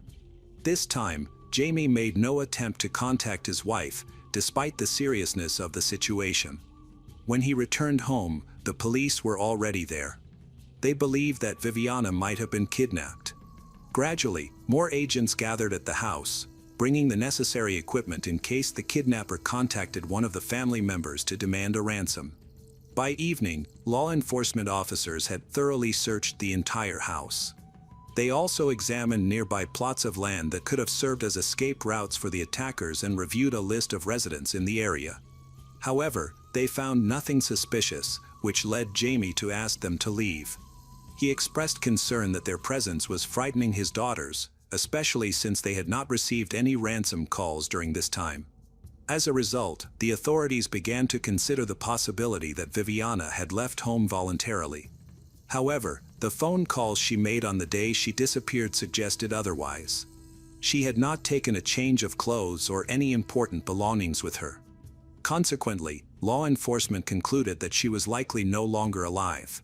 They searched nearby empty houses, sheds, rivers, and reservoirs, but these efforts yielded no new leads or evidence regarding Viviana's whereabouts. Jamie took various steps to locate his wife, publicly offering a generous reward for any information about her. Unfortunately, these efforts proved ineffective as the investigation continued. It became clear that Jamie and Viviana's relationship was not as perfect as it appeared. Jamie openly admitted to having cheated on his wife multiple times, revealing that she was unhappy in their marriage. For several months, Viviana learned about Jamie's actions accidentally. Out of revenge, she began dating another man. At the same time, Viviana was struggling with depression and had sought treatment. A close friend of Viviana, Jan, informed the authorities about Jamie's abusive behavior towards her. When the police questioned Viviana's boyfriend, Edward, they discovered that he was still in a relationship with her. Edward became a suspect in the investigation, primarily due to the lack of other leads. Eventually, the authorities reached out to Jamie again. They informed him that they planned to conduct a new search of his property, this time using specially trained dogs. Jamie was very interested and inquired about the effectiveness of these methods. The police officer explained that the dogs could identify human remains with almost complete certainty, especially if they had prior experience. Noticing Jamie's genuine interest, the officer invited him to the training facility to see the dogs in action, and Jamie gladly accepted the invitation. Soon after, he visited the facility and learned that dogs could detect human remains even if they were buried up to 3 meters deep. Experts stated that the chances of dogs confusing human remains with those of other animals were 0. Just before the planned search at his house involving the dogs, Jamie himself called the police to request their presence. This call occurred on August 9 at 6:55 p.m., 42 days after Viviana's disappearance. Jamie testified that he detected a strong odor coming from a storage room located behind a wall in one of the bedrooms. When he looked into that room, he saw the silhouette of his wife. However, strangely, he did not go in to check if she was there, which is puzzling because he should have felt it necessary to do so. He reported finding his wife at 6:34, yet it took him over 20 minutes to call the authorities. After 15 minutes, the police and forensic experts arrived. They had been instructed not to leave Jamie alone and not to allow him to take any action at the crime scene. Jamie reiterated that he followed the strong odor, which led him to the storage room behind him and his wife Viviana's bedroom wall. However, this raises a perplexing question: how could this hidden room exist? Notably, it was not included in the original house plans he provided. However, the police officers who worked at the house in the early days after Viviana went missing stated that they had checked the place. They affirmed that they had searched it but did not find anything unusual. Several notable discoveries were made. A safe containing over £1,000,000 was missing, a torch similar to the one used by the miners was found, and there was a fragment from an alternate version of the Bible or a similar document. How did these items end up in the storage room? The bedroom itself had also changed. For instance, next to the entrance of the storage room where Viviana's body was found, there appeared to be an altar adorned with various religious symbols. However, this was not the most peculiar discovery. In the initial weeks, law enforcement officers were present at the house but failed to thoroughly investigate one particular room, which was the most likely location for concealing Viviana's body. Despite the police's lack of attention, a puzzling question arises. Why did the strong odor from the decaying remains only become noticeable on the 42nd day? How could no one have detected it earlier? Additionally, why didn't Jamie, who had been sleeping near this room, notice the smell sooner? It is also concerning that Jamie discovered his wife's body just a day before a planned search involving dogs was to take place at the house. This leads to further questions. What if investigators considered the possibility that Viviana chose to end her life voluntarily? During the autopsy, no signs of foul play were found. There was some speculation that she might have ingested a drug previously discovered in the house. However, if that were the case, why did Jamie readily accept the idea of his wife ending her life? Initial forensic examination results showed no signs of external abuse on Viviana. However, the unusual position in which she was found puzzled experts. Viviana was lying down with her hands raised and her legs bent awkwardly. This posture suggested that she had not simply fallen but rather that someone had placed her in that position.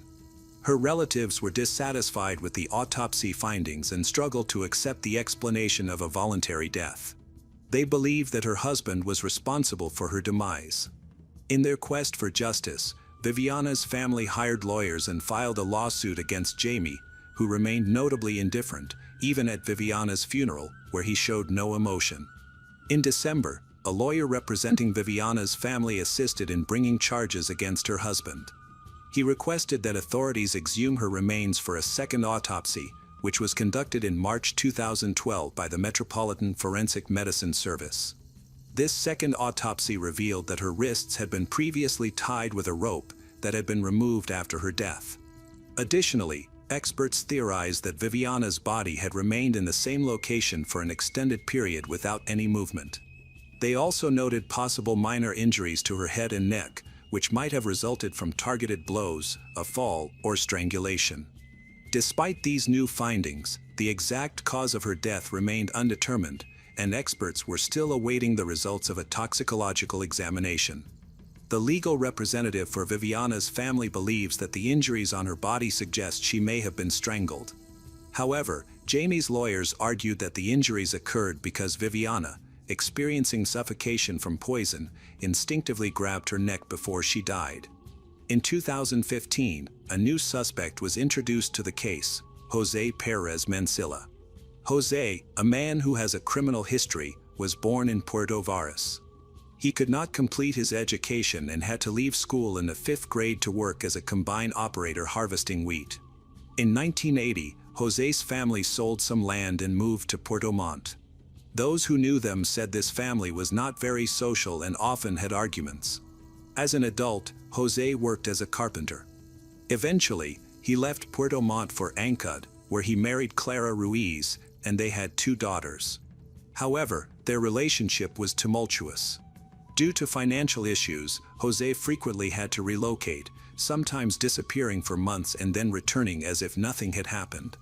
One of his daughters described her father as a cruel man who often abused her, her sister, and their mother. She claimed he frequently confessed to committing crimes. Eventually, the family fell apart. In 1999, Jose's brother got him a job at a construction company partly owned by Jamie. Since then, Jamie tried to keep Jose close by assigning him various tasks, leading to frequent visits to Jamie's home. Law enforcement traced a call that Jamie received on the day Viviana disappeared. The call was made by the man believed to have kidnapped her. This call originated from an internet cafe. Employees at the cafe provided a description of the caller. Authorities quickly concluded that Jose had reached out to Jamie. They arrested him on December 8, 2015, and Jose quickly admitted to the crime, stating that he had killed Viviana at Jamie's request. According to Jose, Jamie had offered him 5 million pesos to make Viviana disappear completely. During the investigation of the case, Jose recounted that on the morning of June 29th, he knocked on the door of Jamie and Viviana's house, and Viviana welcomed him inside because she knew him well. He stated that he had been sent by Jamie to retrieve some tools from the garage. After she led him to the garage, he attacked her, threatened her, and forced her to go upstairs to the storage room, where he killed her.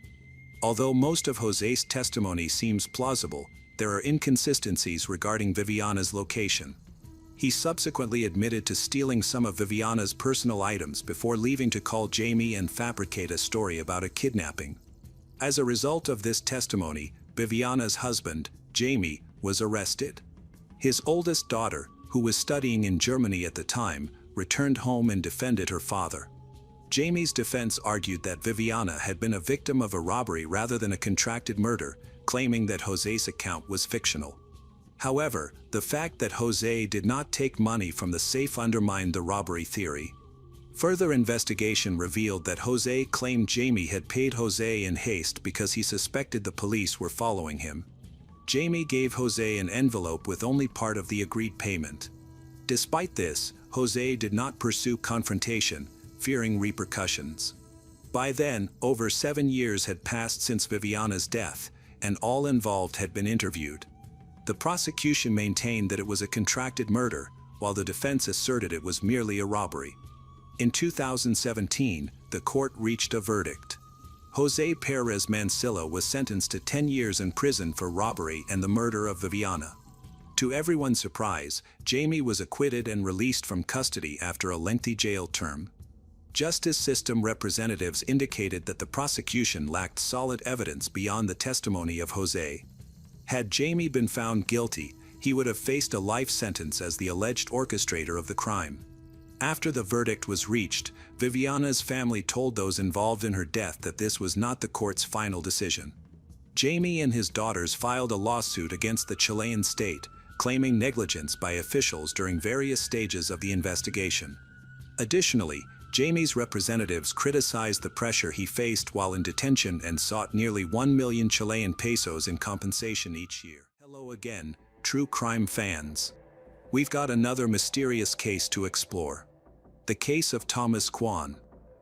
On January 22, 2024, Patrick O'Hara, 70, presented to the emergency department at the Royal Victoria Infirmary in Newcastle upon Tyne with severe pain in his upper arm, particularly at the site of the vaccine injection he had received a few hours earlier. Initially, the medical staff suspected that his pain was a result of a poor injection. They provided him with antibiotics and painkillers, advised him to monitor his arm closely. However, Patrick's situation worsened. Within hours, his arm developed blisters and changed color. The following day, he returned to the hospital, where doctors were confused by the rapid decline in his condition. Blood tests were performed but did not reveal any significant issues. Eventually, it became evident that Patrick was experiencing a necrotizing infection that was damaging his tissue, particularly around the injection site. It was likely that he had not received a vaccine but rather a toxin that led to these serious complications. To contain the infection and save Patrick's life, he required surgery to remove the infected tissue. Meanwhile, specialists were working to identify the substance that had caused his condition, as knowing the specific poison involved could help doctors formulate a more effective treatment plan. Dr. Emmett, an expert in the field, suggested that iodomethane could be responsible for Patrick's condition. Iodomethane is highly toxic, and exposure can cause burns and blisters similar to those Patrick was experiencing. There had been no prior instances of methane injections in humans, making its use particularly risky, and the substance is almost impossible to detect in the body. At around 10 a.m. on the morning of January 22nd, while Patrick was feeling ill, a male nurse named Raj Patel from the National Health Service arrived at his home. Nurse Raj Patel was assigned to examine Patrick and arrived at his and his partner Jenny's residence. He spoke with an Asian accent and in broken English, appearing slightly awkward but competent. The visit lasted about 4 minutes, during which he collected blood and urine samples from Patrick. Jenny, Patrick's partner, came downstairs during the check and asked to have her blood pressure taken, to which Raj agreed. After that, Patrick started preparing to administer a booster vaccine. Even though he mentioned that he had already received this vaccine less than 3 months earlier, Raj insisted that he needed another dose. When Raj administered the injection, Patrick experienced sharp and intense pain. Raj assured him that this was a normal reaction and that the pain would soon subside. However, after giving the injection, Raj quickly gathered his equipment and left the house, which Patrick found suspicious. At the hospital, where Patrick was placed in intensive care, the doctors noticed several letters that he and Jenny had received recently. They informed Jenny that there was no local nursing staff and that the National Health Service had no nurse named Raj Patel. This letter turned out to be a forgery, and the health worker was a fraud. The forgery was well crafted. It featured the National Health Service logo at the top, included hyperlinks, and used medical language along with personal privacy notes typical of unofficial reports. Another letter, sent earlier that month, followed a similar format. It included a QR code that directed Patrick to a short health questionnaire and suggested a home visit on January 22 between 9 a.m. and 1 p.m. The day before this, Patrick received a reminder text message from an unknown number, claiming to be from a health worker named Patel. However, Patrick only became suspicious when Nurse Raj began to act nervously during the injection. One particular action raised alarms. As Raj was leaving, Jenny came down the stairs and told him he was as tall as her son. This startled Patrick, and she chased after him, but he disappeared. Northumbria police then began tracking him from his home in Newcastle city centre. CCTV footage showed him driving to a hotel and checking in. Raj arrived in a car with fake number plates. He checked into the hotel using a false name. 2 hours later, he left his room wearing a long coat, a flat cap, blue surgical gloves, and a medical mask. He walked through the hotel lobby and exited the building. It was less than a 10-minute walk from the hotel to Patrick and Jenny's home on St. Thomas's Street. In the UK, number plates are specific to the make and model of the vehicle they are assigned to. The number plates on Raj's vehicle were easily identifiable as counterfeit. They matched the car's make but not its model. Investigators traced the car back to the hotel that morning and then to its original location, which led them to the small town of Ingleby Barwick, south of Newcastle in Stockton. The car had left the home of Thomas Kwan, son of Jenny Leung. Jenny has several sons from her first marriage, but she noticed a resemblance between her eldest son, Thomas Kwan, 50, and Raj Patel. Thomas was born in Hong Kong and moved to the UK 39 years ago at the age of 13. His parents sent him to an English boarding school, and he later studied medicine at Newcastle University. He is now a general practitioner and a partner at Happy House Clinic in Sunderland, about a half-hour's drive from his mother's home. Thomas had a troubled relationship with his mother, likely stemming from their parents' divorce that occurred 27 years ago. Many of Thomas's issues with her revolved around money. He believed that before their separation, his mother, Jenny, had taken £1 million from their joint account and pressured his father into the divorce. Years later, when his father passed away, Thomas was upset to find that he received a smaller portion of the inheritance compared to his younger brother. In a letter to his mother, Thomas expressed his feelings, accusing her of being unfair and of stealing money from his father. He asked her to clarify the changes in the will and accused her of betrayal. Patrick, trying to ease the tension, asked Thomas to leave the house and confronted him emotionally. Jenny's actions further complicated the family dynamics. The police were called to the scene, but Thomas left before they arrived. This incident deeply affected the relationship between him and his mother, Jenny. Since then, Thomas has had little contact with her and has not visited. When authorities began investigating the case of the fake nurse, they discovered that Thomas's name appeared in their review of the nurse's route. CCTV footage showed the car traveling from Newcastle to Ingleby Barwick, heading directly to Thomas's house. This connection raised suspicions among investigators, who found it odd that a vehicle linked to the crime was seen near Thomas's residence. They quickly sought more information about him. It was revealed that there had been a conflict over a will, which could have provided a motive for his involvement.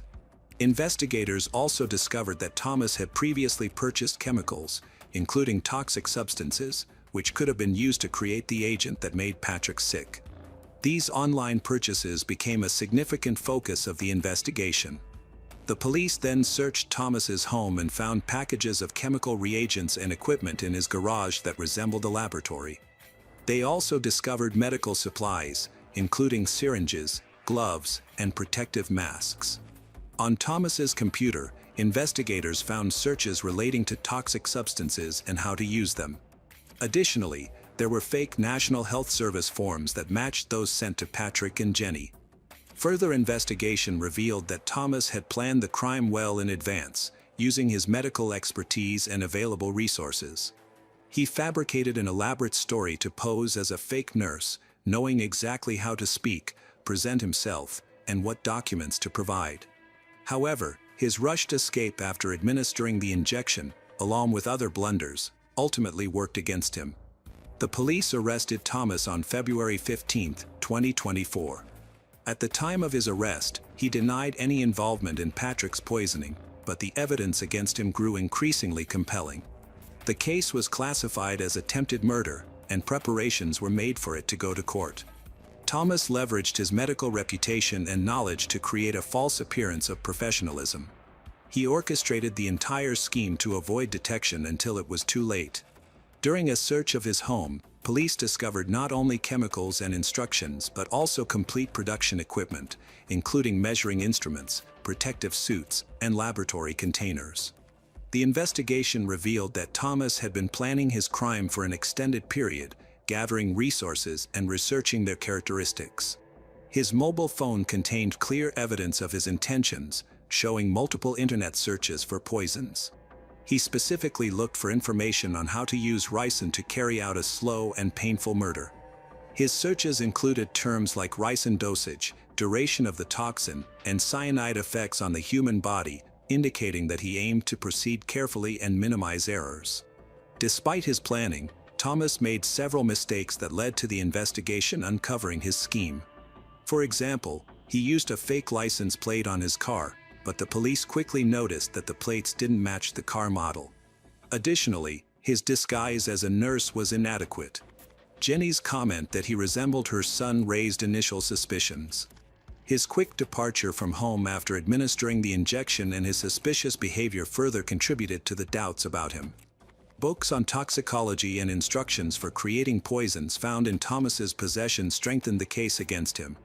Additionally, a copy of the National Center of Excellence for Police Investigation Manual on Murder was discovered on his computer. This manual could provide a criminal with insights on how to avoid detection. The evidence suggested that Thomas planned to commit the murder with great precision while minimizing the risk of being caught. What was particularly alarming was how he manipulated his family. The letters, text messages, and Thomas's fabricated identity as a nurse indicated that he was orchestrating a large-scale scheme. It was shocking to think that a doctor, someone who was supposed to save lives, was involved in such a heinous crime. When arrested, Thomas denied all accusations. However, the evidence gathered, including chemicals, laboratory equipment, books, and digital records, painted an undeniable picture of his guilt. The investigation revealed that he acted with cold calculation, leveraging his expertise and resources to commit a deliberate poisoning with the intent to kill. He refused to admit guilt regarding attempted murder, but the evidence, including his internet searches, was compelling. The police also found that Thomas had been spying on his mother and her partner, Patrick. He had installed spyware on a laptop they gave him, which allowed him to monitor their daily activities, read emails, and track financial transactions in real time, taking screenshots and saving correspondence to support his suspicions of misuse of the family's money. What was especially shocking was that Thomas devised multiple plans for the murder before finally deciding to impersonate a nurse. One of his ideas involved sending poisoned drinks or food while pretending to be part of a made-up group called the Northern Wine Tasting Club, offering free samples. These plans revealed just how far he was willing to go to achieve his goal. When Thomas created the nurse persona, Raj Patel, he made a fake ID with his own picture, used a wig, and glued on a beard. He not only had a detailed cover story but also props to support his disguise in case anyone questioned him. During the 40 minutes he spent in the house, he managed to deceive even his own mother by acting like a caring healthcare worker. This revelation stunned those who knew Thomas. Patients were shocked to find out that their doctor was involved in such a crime. Many expressed that the trust typically inspired by a man in a doctor's uniform was ruthlessly exploited. Residents in the neighborhood watched in horror as the investigation disrupted their quiet suburb. While Patrick was in intensive care, doctors worked hard to save his life. He underwent several surgeries to remove dead tissue and stop the infection from spreading further. Additionally, he needed plastic surgery to repair the damage to his arm. Fortunately, Patrick survived, but he faces a long road to full recovery. Thomas Kwan was arrested but refused to cooperate with the medical team trying to determine what substance was injected into Patrick. By staying silent, he raised suspicions that he deliberately aimed to cause serious harm. The investigation indicated that he probably used iodine.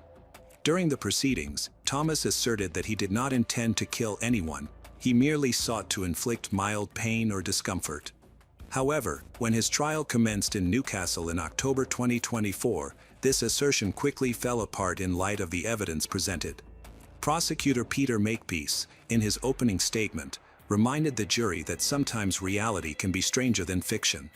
He pointed out that Thomas's careful and detailed planning suggested that his intentions were far more serious than he claimed. Thomas's knowledge of poisons, his extensive research, and his experience made it clear that he fully understood the life-threatening nature of his actions. Moreover, Thomas's motivation went beyond mere financial gain. Even though the inheritance he received after dividing property with his relatives was relatively small, his feelings of grievance ran deeper. He accused his mother of not loving him enough during his childhood and framed the attack on Patrick, her partner, as a means to emotionally hurt her in revenge. On the second day of the trial, October 7, 2024, Thomas pleaded guilty, which spared the court from weeks of hearings. The victim, Patrick O'Hara, shared how the attack affected his life. Thomas received a severe sentence that reflected both the seriousness of his crime and the level of planning involved. The judge noted that while some aspects of Thomas's plan were poorly executed, such as using fake license plates that didn't match the car model, he had put a significant amount of effort into preparing for the crime. This level of planning justified a lengthy sentence. Thomas Kwan was sentenced to 31 years and 5 months in prison. His guilty plea and clean record prior to the incident were taken into consideration during sentencing. Patrick O'Hara faced challenges in his recovery, suffering from post-traumatic stress disorder, which ultimately led to the end of his long-term relationship with Jenny. Despite these difficulties, Patrick expressed his appreciation for the professionals at the National Health Service who saved his life. After the trial, he gradually returned to a normal routine, though he continued to experience physical and emotional reminders of the attack. Nonetheless, this incident became a catalyst for new beginnings for him. After parting ways with Jenny, he relocated from Newcastle to a quiet coastal town where he found peace. While there, Patrick focused on helping victims of violence and fraud. He began speaking at conferences and in the media to share his story and emphasize the importance of remaining vigilant, even in everyday situations. Meanwhile, Jenny, overwhelmed by her son's actions and her guilt toward Patrick, worked on improving her family relationships. She stepped back from public life to concentrate on her family, but her bond with Thomas was never repaired. In prison, Thomas Kwan began to understand the seriousness of his actions. In isolation, he had to confront his motives and the harm he had caused to his family. However, prison records indicated that he still had a long way to go before he felt true remorse. At the beginning of his sentence, he continued to rationalize his actions, feeling a sense of injustice. Patrick, who had endured many hardships, found happiness in simple pleasures, like walks by the sea and friendships with those who valued him for who he was. He often expressed that his greatest achievement was learning to trust again. Although the scars on his hand never disappeared, he came to see them not as reminders of pain, but as symbols of the strength he discovered to keep moving forward, even in the toughest times. Welcome back, detectives. Let's dive into another horrible case. The case of Sophie Toscan du Plantier. Sophie Bouniel was born on July 28, 1957, in Paris, France. She grew up in a renowned and wealthy family, with significant influence in the fashion and film industries. Sophie was artistic, talented, and assertive, which led her to a successful career as a film producer, making her a recognizable face and a symbol of success in the country. However, Sophie still prioritized her personal life and family happiness. In 1991, she married film producer Daniel Toscan du Plantier, and since then, she has been known as Sophie Toscan du Plantier. Their meeting was serendipitous, as both were entrenched in the film industry and matched each other's stature. They became symbols of luxury and wealth during that period, and their marriage attracted significant attention from the media. As both continued to thrive in their careers, they moved into a lavish mansion with Sophie's son from her first marriage. Sophie is a strong and energetic person, capable of resolutely defending her beliefs and continuously pursuing her dreams. Those close to her know that she is also a gentle, kind, and loving mother. The focus of her life was her son, Pierre-Louis Baudy. Furthermore, Sophie takes care of her image as a glamorous and fashionable woman, often attracting the attention of the media and reporters in the entertainment industry. As Sophie aged, she began to desire greater privacy, tranquility, and a family life away from the relentless scrutiny of admirers and strangers. In the early 90s, she started spending more time at her home in the rural area of Dunmanus West, near Cork, Ireland, a place she had enjoyed visiting as a child. Cork had become a popular retreat for affluent artists and writers drawn to its picturesque scenery. The hustle and bustle of Paris made her feel tired, so she decided to choose to live in this quiet and cozy place. In 1993, she purchased a cottage there. Unlike the villas she was accustomed to, this cottage posed some challenges, as it was in a remote area that was not always easy to access. However, for Sophie, the seclusion and peace it promised made it worth it. Even after she arrived, she faced issues with electricity and heating, which were often unreliable. Despite these difficulties, they did not significantly impact her ability to relax. Sophie was drawn to the local landscapes and the charm of the province because they helped her restore her emotional strength and inspired fond memories of her carefree childhood. After a long time away, she returned and was captivated by the beauty of nature, feeling as if she had fallen in love with it all over again.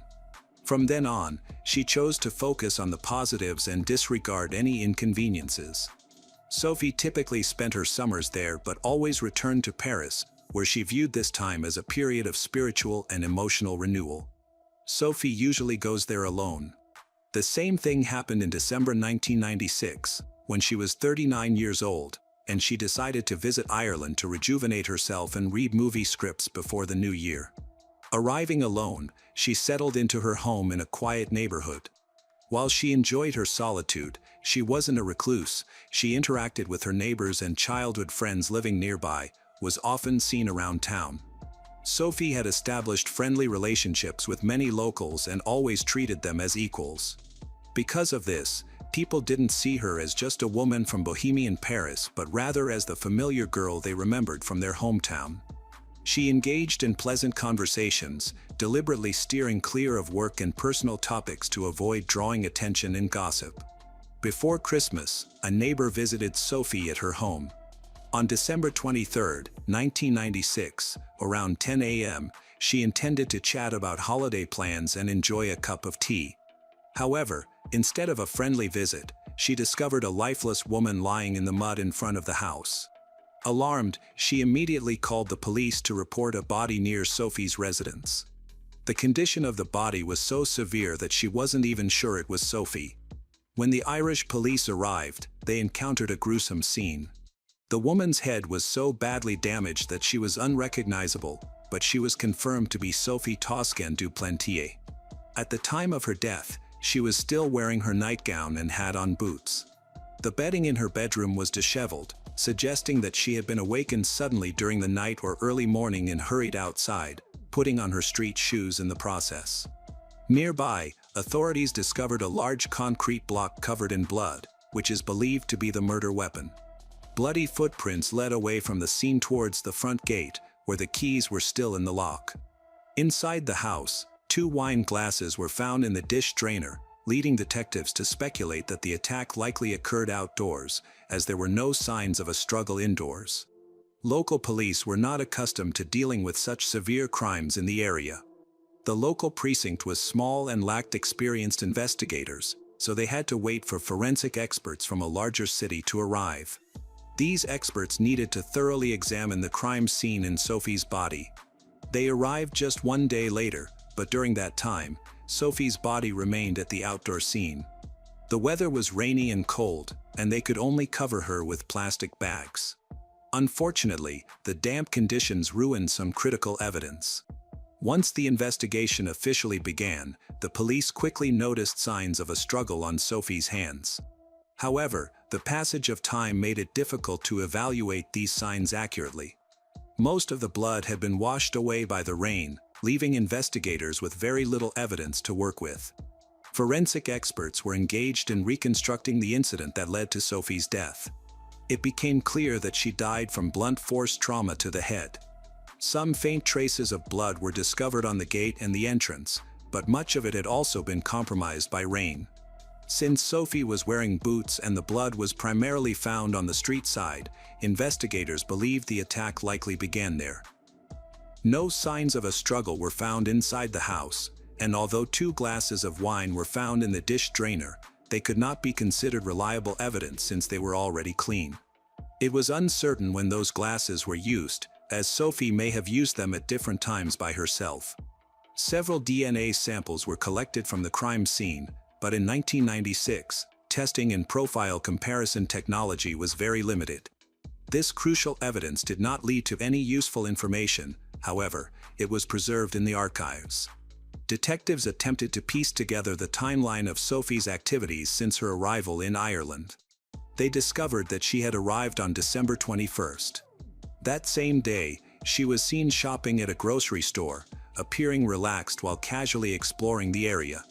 Sophie engaged in friendly conversations with several locals who were familiar with her. One store owner recalled that a man in a black coat and hat entered the store shortly after Sophie. Witnesses noted that this man appeared to be watching her and left as soon as she did, suggesting he might have been following her. It was obvious to those who were present that he showed no interest in shopping, as he didn't buy anything. No one else seemed to notice this suspicious individual on December 21st. On December 22nd, Sophie went for a walk along a path leading to a nearby castle perched on a rocky ledge. She took in the views from the observation deck before walking back to the city. She stopped by a local pub where she ordered tea and chatted with some regular patrons. Eventually, Sophie returned to her home and did not go out again until late at night when she contacted her husband, Daniel, who was in Paris. This information helped investigators establish the timeline of the incident. Sophie's body was discovered at 10 a.m. the following morning, suggesting the attack occurred sometime between midnight and that time. Given the nature of the crime, investigators believed the killer was likely someone from Sophie's close circle, as is often the case in similar situations. The first suspect was Sophie's husband, Daniel. There were whispers that their marriage was struggling.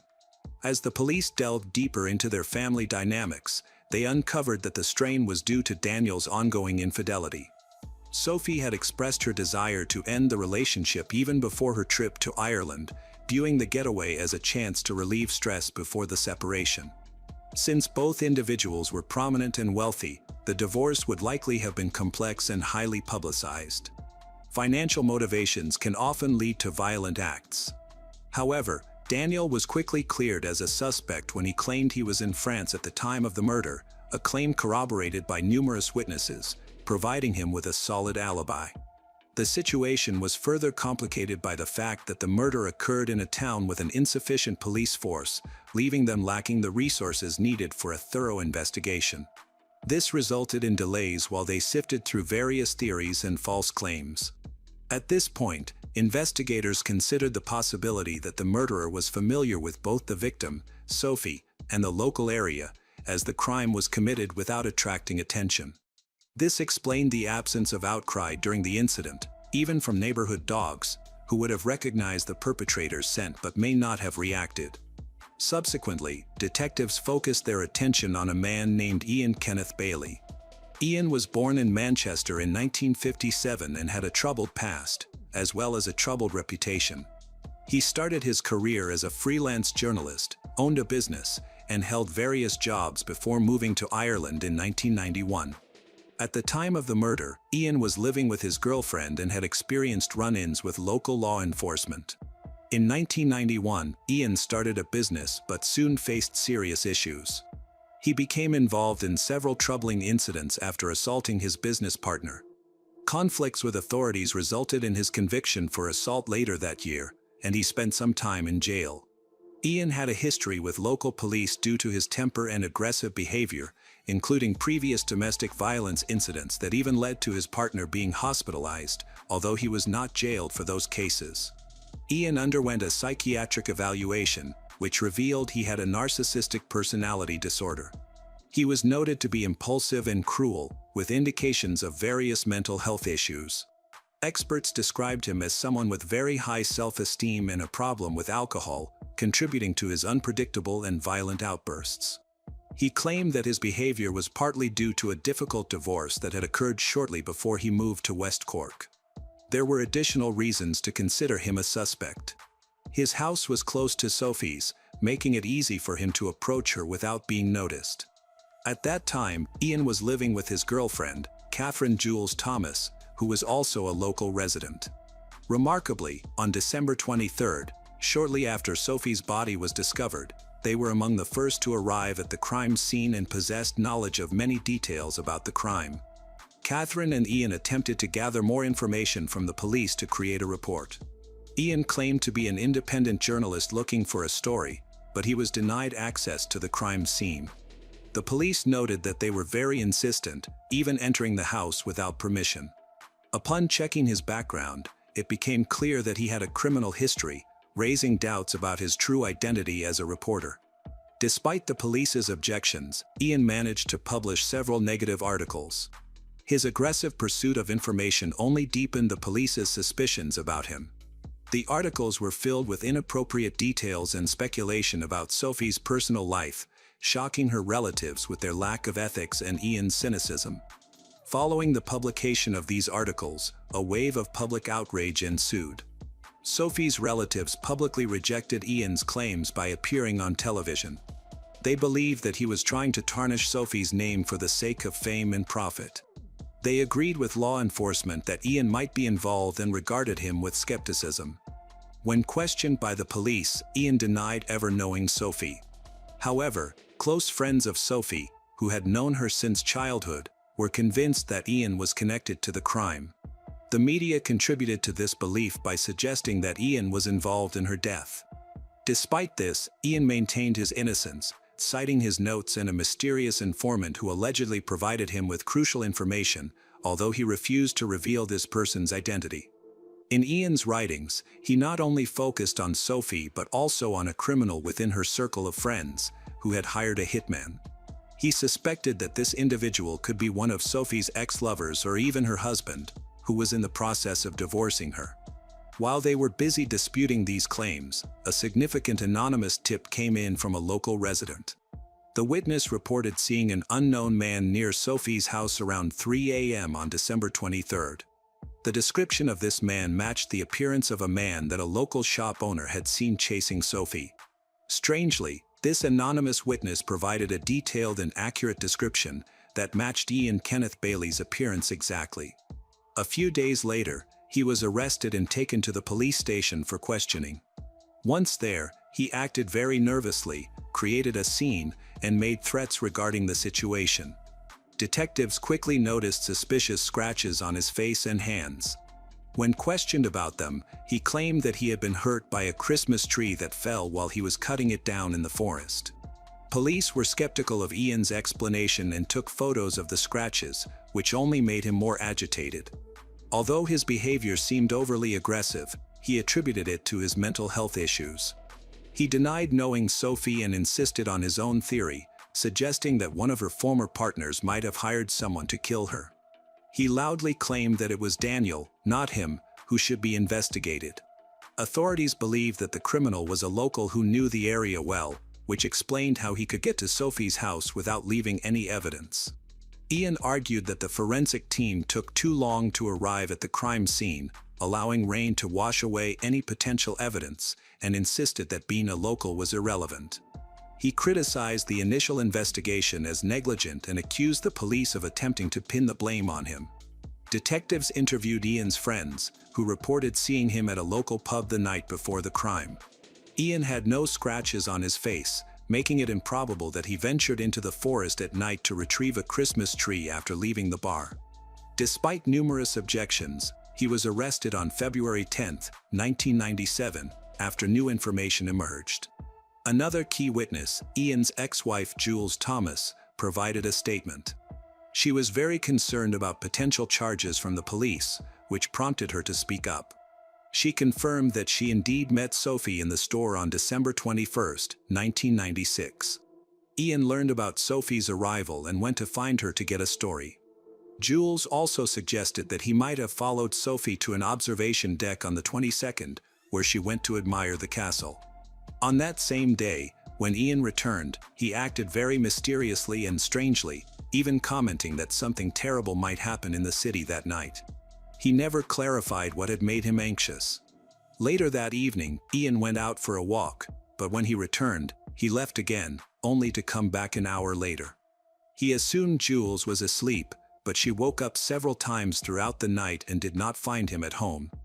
Finally, Ian confessed that he had gone to the nearby studio to work until 9 a.m. The inconsistencies in his statements and Jules's admissions led to his detention. However, within 12 hours, no solid evidence was found linking him to the murder.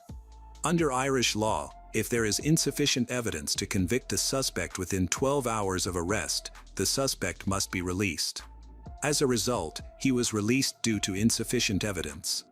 Despite being a prime suspect, law enforcement had no choice but to let him go. However, public suspicion towards him increased. Ian's behavior became increasingly erratic, which he attributed to mental health issues. The stress of being implicated as a possible murderer took a toll on his well-being, and he began experiencing hallucinations. He also tried to blame the police for defaming him, but his efforts were unsuccessful. The rumors he spread began to sound nonsensical. On January 27, 1998, they decided to arrest Ian again. He maintained his innocence and argued that the police had no evidence against him. Detectives pointed to the only DNA evidence found at the crime scene, which did not belong to Sophie. However, it was of poor quality due to contamination from prolonged exposure to the elements. This made it impossible to definitively link Ian to the murder, creating a significant hurdle for the investigation. Under Irish law, an individual can only be arrested twice without being charged for a crime. Ian maintained his innocence throughout the process. During his second arrest, authorities had just 12 hours to establish his involvement in the murder. He felt pressure to confess, which only fueled his anger. He sought to leverage his connections in journalism to discredit the local police, claiming that authorities were attempting to make him a scapegoat. Detectives believed Ian was simply aware of his legal rights and was stalling. Despite public suspicion of his guilt, he attributed his unusual interest in the case to his work as a journalist, stating that he was only pursuing a sensational story. This explained his presence while Sophie was alive. The police could not find any evidence against him, and he was released, leading to a standstill in the investigation. In 2003, Ian sued several news organizations for libel, as his connection to the murder had never been established. He sought to clear his name through legal action against the media. During the trial, multiple witnesses testified against him, claiming to have seen him on the day of Sophie's death. The most significant testimony came from an anonymous witness who reported seeing Ian near Sophie's house at night and accused him of lying. Jules Thomas, speaking for the prosecution, described Ian as rude and unstable, suggesting that he might be capable of violence. Nevertheless, the Irish authorities maintained that they lacked sufficient evidence to charge him. No conclusive evidence was found, and the DNA samples collected could not be fully analyzed, leaving officials constrained by the law. Sophie's family was deeply disappointed by the lack of progress in the investigation into her death. Relatives, including her husband, viewed the police's response as inadequate. In 2008, the family sought justice by appealing to the French court for an investigation but faced numerous obstacles. The key witness in a case later revealed that he had falsely accused journalist Ian out of fear of the police. After this revelation, Ian decided to take legal action against the Irish government for wrongful prosecution. His lawyer based their strategy on the witness's retraction of his statement. However, in 2019, a court in France began the trial without Ian's participation.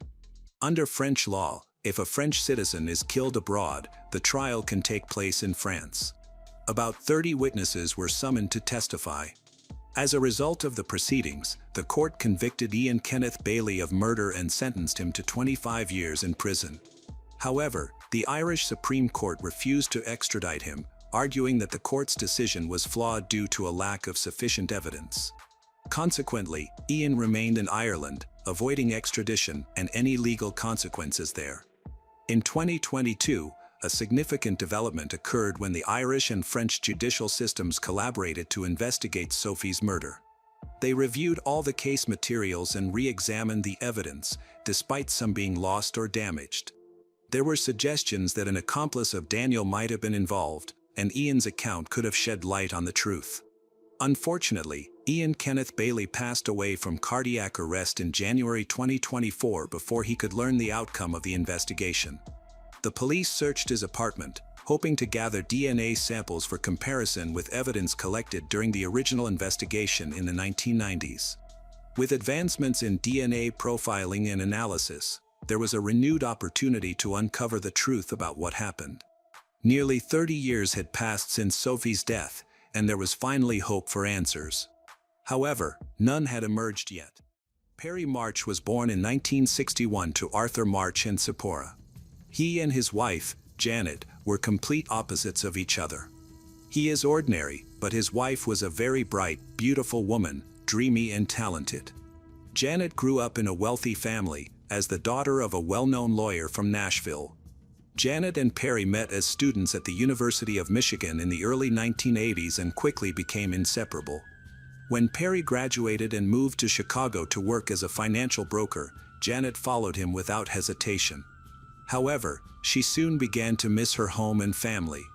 To support Perry's education, her father agreed to pay for his expensive tuition at the prestigious Vanderbilt Law School. As a result, Janet and Perry returned to Nashville, and since Perry was hesitant, it was Janet who proposed to him in Percy Warner Park. They got married in 1987 and moved into a house in a well-known area of the city, which was rented and paid for by Janet's father.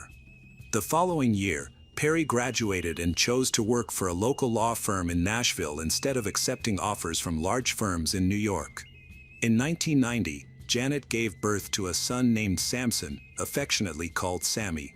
On the surface, this family seemed to have everything: a mother, a father, and a son. Unfortunately, this outward appearance of happiness was deceptive. In 1991, a scandal emerged at the law firm where Perry worked after a young female specialist received an inappropriate proposal from a colleague. A stranger sent her a letter expressing his attraction to her and his desire for an intimate relationship. Feeling embarrassed, the young woman reported the incident to her boss. After this, 2 more letters arrived, urging her to respond to the proposal by leaving a message in the firm's library. In response, the firm took measures to identify the sender of these inappropriate letters. They installed a CCTV camera in the library where she was supposed to leave her reply. When the man came to collect the letter, the firm's lawyers were shocked to discover that he was Perry March, the husband of Janet. Faced with evidence from the video, Perry refused to confess. The law firm gave him an ultimatum: resign or be fired. He chose to resign.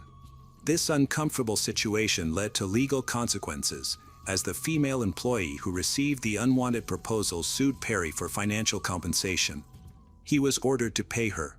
To avoid a harassment claim, she requested $25,000, half of which Perry was to pay in monthly installments, while the remaining $12,500 was to be paid in a lump sum.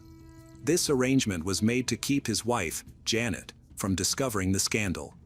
In 1994, Janet and Perry welcomed their second child, a lovely daughter named Sephora. As their family grew, they decided to build a larger home and purchased nearly 2 acres in the affluent suburb of Forest Hill. Over the next year, they worked on constructing their dream house, a $650,000 mansion designed in the French country style. Janet was very enthusiastic about the project and closely oversaw every stage of the construction. However, her demands were sometimes unreasonable, leading Perry to step in and help mediate between her and the construction team. Although the new house brought excitement, Janet and Perry's marriage was facing difficulties. Their relationship had been strained for several months, and they frequently attended therapy, both together and individually. At home, they rarely communicated. Perry was often away for at least 3 days a week, and their arguments escalated whenever he returned. A family therapist suggested they take a break from each other, but Janet was adamant about getting a divorce. In August 1996, a significant incident occurred that changed the course of Janet and Perry's relationship forever. Perry needed to pay the final installment to a woman at a law firm, but, due to financial issues, he sent her a letter requesting to postpone the payment until October. Unfortunately, Janet read the letter, which led to a heated argument between them. In the aftermath, Janet contacted her mother to arrange a meeting with a divorce lawyer. On August 15, 1996, Janet was scheduled to meet with the lawyer but never arrived at the office because she mysteriously disappeared that night. Perry claimed that Janet left voluntarily after their argument. He told the police that she expressed a desire to get some space to think but did not specify where she was going. He said that at around 8:30 p.m., Janet packed a suitcase, took her passport and $1,500 in cash, and left in her car. He also mentioned that she left him a list of tasks to complete before her return. After she left, he informed friends and family of her departure as he normally would. The next morning, Deneen Beard, the maid, came to clean the house and was surprised to find everything in order.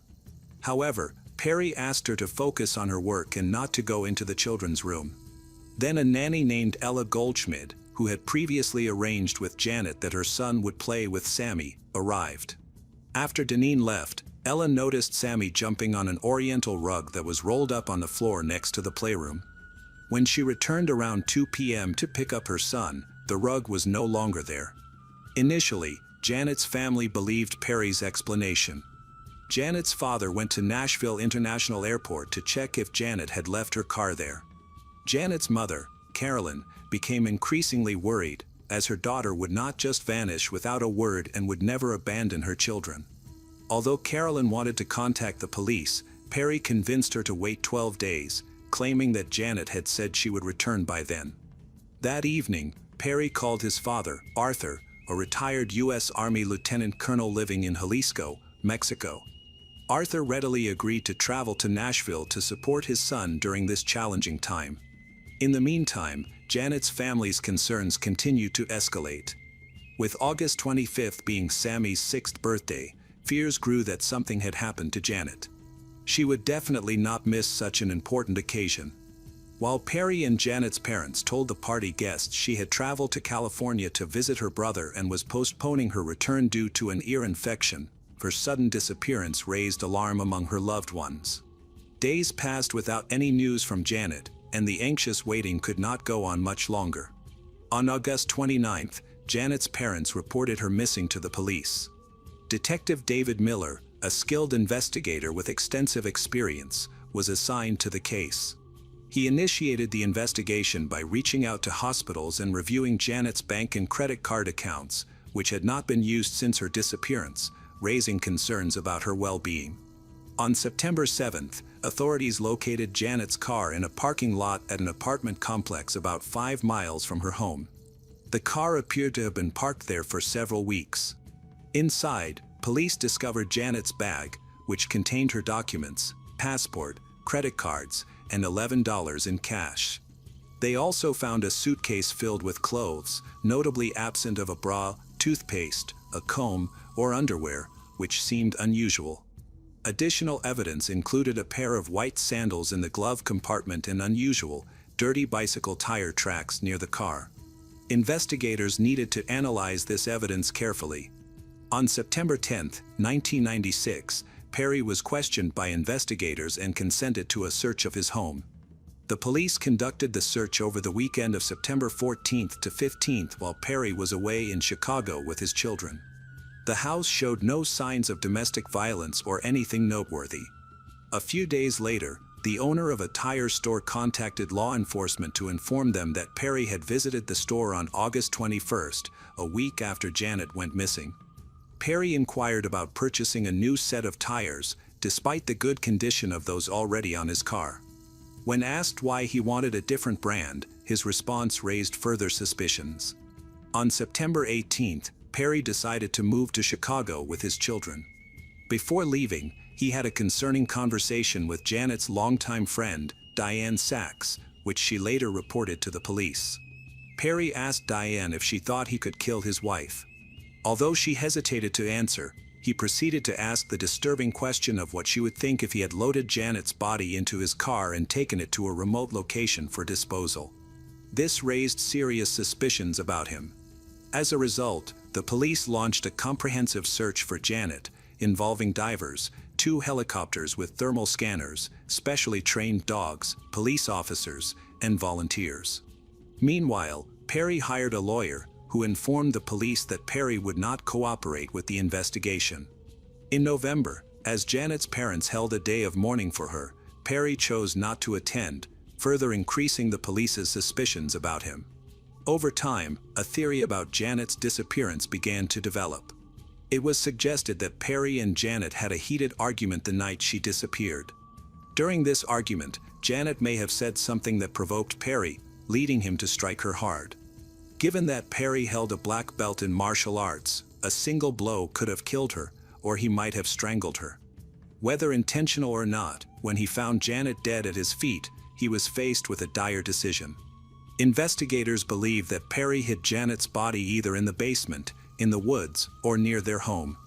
Furthermore, Ella had mentioned that there was a rolled-up rug that she had noticed in Perry's house that morning.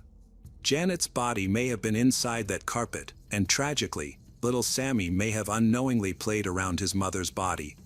Afterward, Perry moved her body to his Jeep and drove to a location where he buried it. He then drove Janet's car to where it was later discovered, taking her mountain bike with him so he could ride it back home. However, these are merely speculations, and the police were tasked with uncovering evidence of the murder, marking a new phase in the investigation.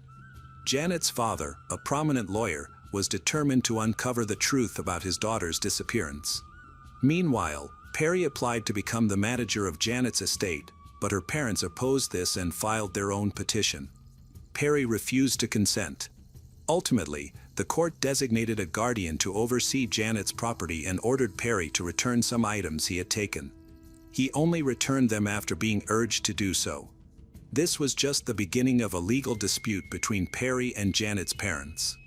The battle continued until late 1999 when the court granted Janet's parents the right to visit their grandchildren. They traveled to Perry's new home in Illinois, eager to see the children, but were shocked to discover that he had moved to Mexico to be with his father. Moreover, just weeks after relocating, Perry married a local woman named Carmen Rojas.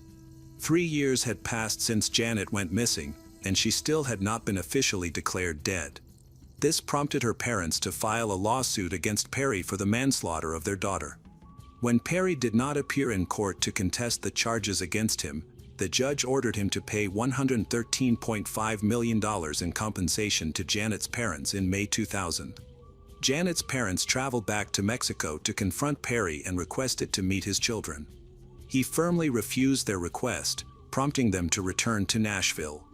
A month later, they returned to Mexico with a court order and assistance from local police, who arrested Perry for violating his visa.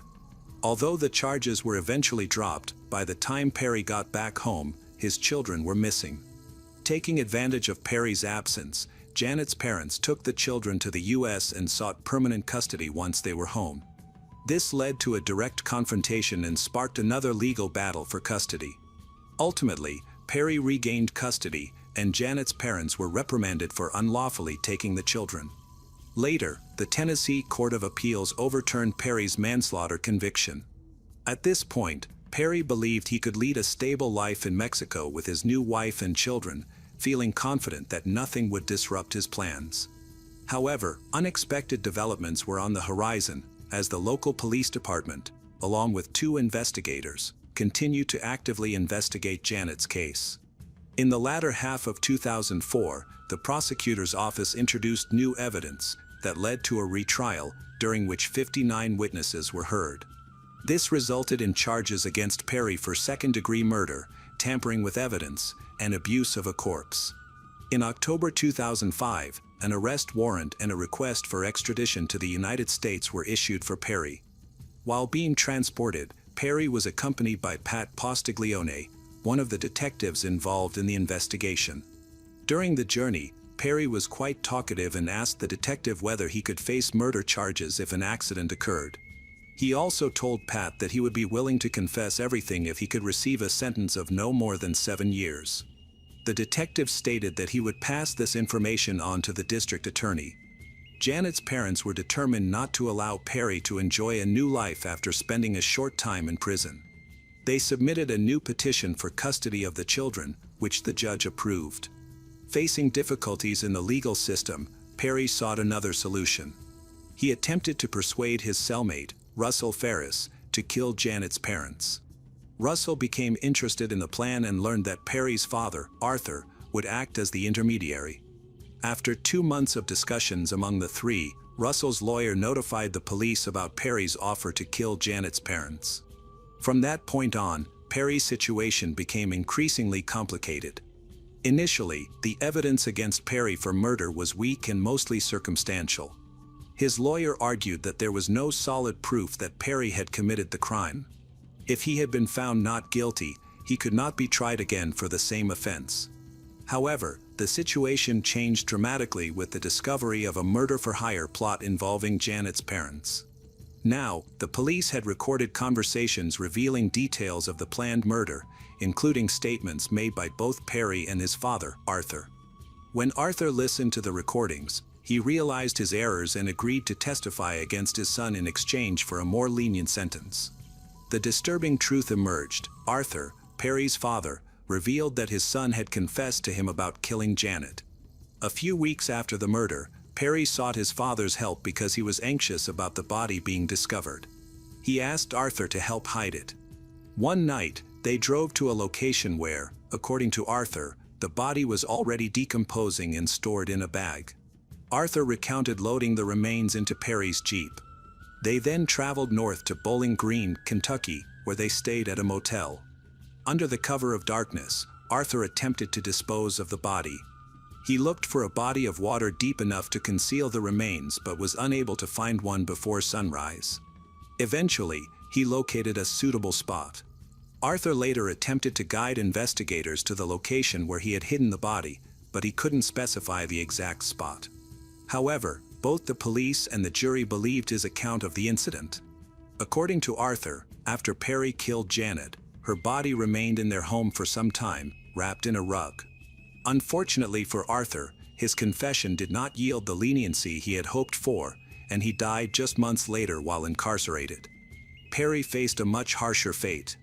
He was convicted of second-degree murder, tampering with evidence, abuse of a corpse, theft, and conspiracy to commit murder, resulting in a 56-year prison sentence. He is currently incarcerated at the Morgan County Correctional Complex, where he assists fellow inmates with their legal appeals in the prison law library. He will be eligible for parole in 2038. Tragically, Janet's remains have never been found. Zoe Gabrielle Campos was born in September 1995 in Lubbock, Texas. She was the youngest daughter of her parents, Melinda and Alejandro Campos III. She had an older sister, Savannah. Their father served in the Navy infantry, which caused the family to move frequently, but after a few years, they eventually returned to Lubbock. Melinda and Alejandro eventually divorced. While growing up, Zoe had many different hobbies, but most of all, she loved animals. Zoe's mother said that the girl often brought home stray animals. She has a kind heart, wants to help all animals, especially dogs, cats, and turtles. Zoe was very close to her mother from a young age. Her mother mentioned that people often joked about how Zoe and she had forgotten to cut the umbilical cord.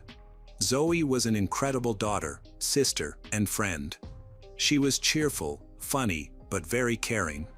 Zoe was also interested in mechanics and spent her free time repairing cars.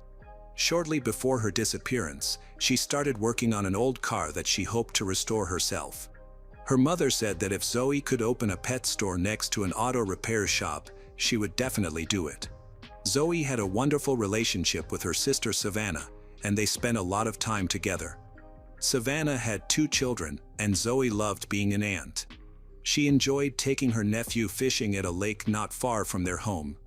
Despite being only 18 years old, Zoe was very mature and extremely responsible. She didn't go out partying, preferred the silence and cozy atmosphere at home. Unfortunately, all of this was taken away from her. On November 17, 2013, Zoe spent most of the day with her family. Later that evening, she planned to go to her friend April's house, where a baby had just been born, and April invited her closest friends to celebrate the occasion. It was not a big party, but rather a small gathering of friends, and of course, everyone there knew April. However, not all the guests knew each other. It was a normal evening. Everyone was chatting, and a friend mentioned that Zoe left around 9 p.m. because she planned to go to dinner with her sister Savannah. They intended to spend the evening with another friend. Savannah later reported that during dinner, Zoe was as carefree as ever. After dinner, everyone went to watch a movie. When the sisters returned home, Zoe planned to spend the night at Savannah's house to take care of her nephew and niece the next day while Savannah was at work. Savannah stated that the movie ended at 11:30 p.m., and during the film, Zoe seemed to fall asleep. When they got home, Savannah went to her room, thinking that Zoe would sleep on a couch in the living room, unaware that the next morning, her sister would be gone. Zoe left the house later that night when Savannah went to bed, which was out of character for her.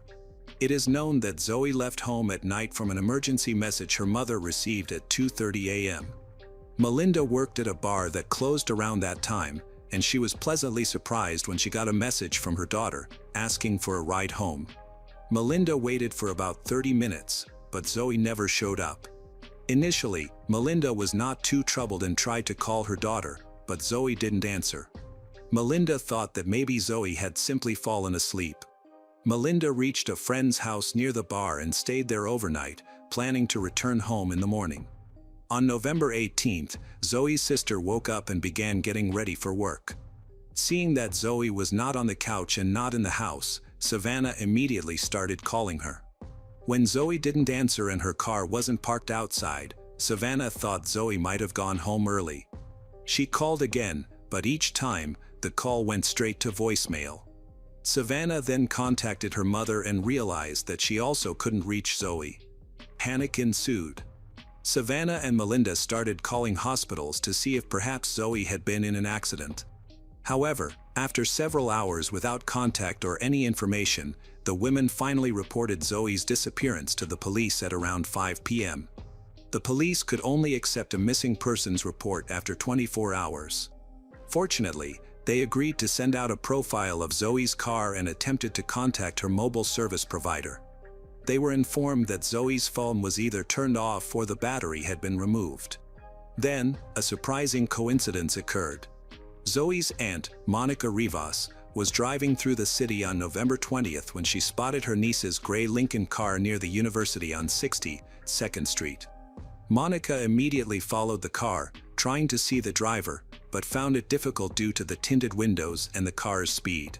Still, she managed to determine that the driver was a man dressed in a hoodie with a darker complexion, and he appeared to be about 20 years old. As Monica followed the car, a lot of questions raced through her mind. Was Zoe in the car? Had this person harmed her? These thoughts nearly overwhelmed her, so she decided to focus on following the car while calling her son to explain the situation. However, the driver of the pursued car seemed to realize he was being followed and tried to escape. Eventually, Monica lost sight of the car when it turned sharply south, but she persisted in her search. When her son joined her, they found the Lincoln parked near Zoe's apartment. Monica immediately called the police and had to wait about an hour for the officers to arrive. Unfortunately, Zoe was not in the car, and she remained listed as missing. After inspecting the car, the police discovered several items: a phone charger, a black jacket, a sweatshirt, and some duct tape. They collected all of these items as evidence and lifted fingerprints from the vehicle. Since Zoe's father was an active member of the Marine Corps, the Naval Criminal Investigative Service became involved in assisting with the investigation. They took the jacket for forensic examination to look for any traces that could lead them to Zoe. The investigators also needed to find out if anyone had seen her on November 17 from 11:30 p.m. onward. Based on her latest text messages, mobile phone operators helped to estimate her approximate location, which indicated that she had been within a 1-mile radius of Lowry Field, a local football field. This area had a reputation for crime and other societal issues, which surprised Zoe's friends and family. Zoe did not use illegal substances and had no involvement in what is known as human trafficking, raising their concerns about the location where she was last seen. The investigators tried to speak with everyone who had been at April's house the night Zoe went missing, hoping someone might have heard or seen something unusual regarding Zoe's behavior or conversations. They discovered that a man named Carlos Rodriguez attended the party. When questioned on November 25, Carlos claimed he did not know Zoe before they met at April's but mentioned they had conversed briefly. He stated that they left at almost the same time, but the investigators found something odd in this story, something felt insincere. As a result, Carlos was called in for additional questioning on December 9. During this session, the investigators received significantly different information. Carlos admitted he had lied earlier, that he and Zoe communicated on Facebook after leaving April's. He said they had agreed to meet at his house that night to chat, but he continued to deny any involvement in Zoe's disappearance. He claimed she had come over, they intended to smoke marijuana, but when they had none, so Zoe left to find some and never returned. Carlos explained his initial deceit was due to not wanting to get in trouble over banned substance. However, he became the primary suspect in the case. Given that he had lied previously, investigators wondered if he was telling the complete truth this time. It turned out that his house was within a 1-mile radius of Lowry Field. In 2014, Zoe's family hired their own investigator to pursue any leads they came across, and they received numerous messages from community members eager to assist in the investigation. The investigators insisted that Carlos knew more than he disclosed. Eventually, they obtained a search warrant and investigated his residence. The police dogs brought and found several traces of Zoe's scent in that house and in the alley. The police conducted thorough searches of the premises but found no additional evidence. Over the course of 2015 and 2016, the entire community aided in the search, spreading awareness by posting flyers featuring photos of Zoe in hopes that someone might remember her or provide clues. As the years passed, Zoe's family and loved ones clung to hope for her safe return. On November 16, 2016, relatives and community members held a candlelight vigil to honor Zoe, who had gone missing 3 years prior. Over the years, investigators continued to seek the truth from Carlos. He was repeatedly called in for questioning, yet each time, his account of meeting Zoe evolved. However, when investigators found DNA on Carlos's jacket, he had to admit that Zoe had been in his house and in his room for some time. That night, Carlos was interrogated at the Lubbock County Detention Center. During investigations into Carlos, it was revealed that he had been stalking his ex-girlfriend, who said Carlos had threatened her with violence on several occasions. At that point, investigators were sure there was more to his story, but they needed concrete evidence before they could request another warrant. Then, another inmate, who was serving time with Carlos, mentioned in a conversation about the search that was being conducted at Carlos's house that, "The police have searched, the body will not be found until the concrete is removed." This statement was later confirmed by an informant who, on July 31, 2018, contacted detectives to tell them that Carlos had confessed to him where he hid Zoe's body. The informant provided specific details from Carlos's words about where the body could be found, which was enough to obtain another search warrant. In November 2018, the same team of police officers, accompanied by service dogs, went to conduct a search in the backyard. The dogs alerted the police, and they began digging in that area. Eventually, they discovered a set of bones.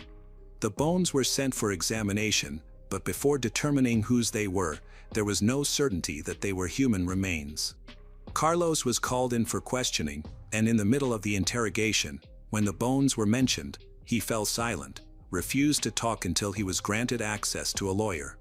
The lab results came quickly, revealing that the bones were not Zoe's, but rather animal bones. Investigators decided not to inform Carlos of this, as his reaction when the bones were mentioned suggested that the investigation was close to solving Zoe's case. In the following days, Carlos was closely watched, as were those he communicated with. After monitoring some of his conversations, investigators realized that Carlos genuinely believed they had found Zoe's remains. On November 14th, the police used ground-penetrating radar to identify additional areas to dig. However, before digging commenced, Carlos requested to speak with the lead detective. During this meeting, Carlos gave a full confession. He explained that on the night he and Zoe were together, they decided to use an illegal substance. After taking it, he went crazy, hit Zoe hard in the face, put her in a chokehold, and took her life. Carlos claimed that he buried Zoe that night in his backyard and later relocated her body to a deeper grave. Investigators took Carlos to the residence where he showed them the location of Zoe's remains. Just after 10 p.m. on November 16, 2018, Zoe's decomposed remains were found. Carlos was arrested and charged with her murder. The arrest warrant stated that Carlos Rodriguez confessed to killing Zoe in the house in which he committed the crime early in the morning of November 18, 2013. Zoe's remains were sent for forensic examination. Since much time had passed and the body had decomposed, they had to use dental records to confirm the identity of the remains. Zoe's father explained that when he sat down with relatives and told them that the body belonged to Zoe, everyone felt some relief, knowing that Zoe was not lost or suffering, and while this part of the tragedy was over, the pain remained. Despite Carlos's full admission of guilt, he later maintained in court that he was innocent. He also published a letter intended for the media in which he reiterated his claim of innocence, stating that he and Zoe had met at April's house for the first time and that they had shared some flirtation. Carlos claimed that when he sent Zoe a message on Facebook late at night, they agreed to talk at his house. He stated that during the conversation, his mind, clouded by the substance, distorted reality, leading him to perceive Zoe as having an evil grin before he struck her. He said he did not remember how he managed to catch up to her, and that he regretted the actions he took, having lived for 5 years with guilt over the murder. Carlos apologized to Zoe's family in his letter, asking them to forgive him and encouraging them not to succumb to hatred. He also claimed he had to bury Zoe's body after it began to be unearthed by dogs. He and his lawyers prepared for trial, arguing that his original confession had been coerced because he had not been represented by a lawyer at the time. However, the judge ruled that both Carlos's oral and written confessions were legally obtained, could be used in court. On August 15, 2022, Carlos changed his plea from not guilty to an open plea, meaning he did not make a deal with prosecutors but planned to use his chances in court. He faced a minimum sentence of 5 years and a maximum of life imprisonment. After a brief deliberation, the jury delivered their verdict on August 18, sentencing Carlos Rodriguez to life imprisonment for the murder of Zoe Campos. Oscar Pistorius, a famous Paralympic champion, is originally from South Africa and lives in the city of Pretoria. He was born on November 22, 1986, with a serious developmental disorder that caused his legs to be thin and underdeveloped. Oscar's family went through many hardships, and his parents often argued. He had a younger sister, and after her birth, his parents decided to divorce. However, his father continued to support the family financially. Oscar's mother taught him that one should not give up in difficult situations, but should fight instead. Growing up, Oscar was an active child. When he was just 1 year old, he had to have his legs amputated below the knee because they were not growing.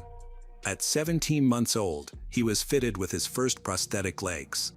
As Oscar grew older, he became stronger and decided to pursue a career in sports. He initially played rugby and water polo, but after injuring his kneecap as a teenager, he was advised to take up athletics for rehabilitation. Over time, his passion for athletics developed, particularly for short-distance running. At the age of 15, Oscar lost his mother, who had been his close friend and supporter in all his endeavors. This loss deeply affected him, leading to emotional distress, but he remained determined to continue his training and pursue his goals.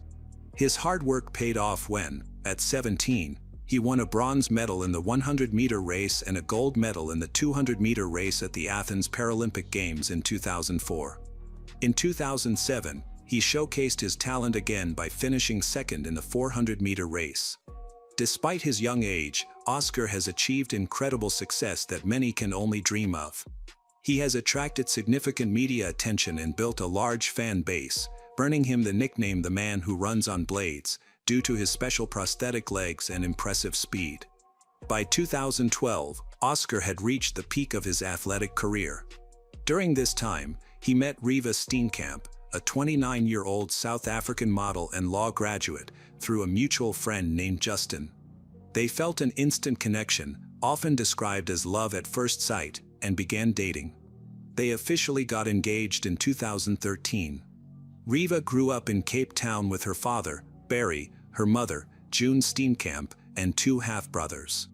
The family later moved to Port Elizabeth, where she pursued a law degree at university. Riva was not only intelligent, graduating with honors, but she was also very attractive. She started modeling at the age of 14, initially as a hobby, but soon began to take it more seriously.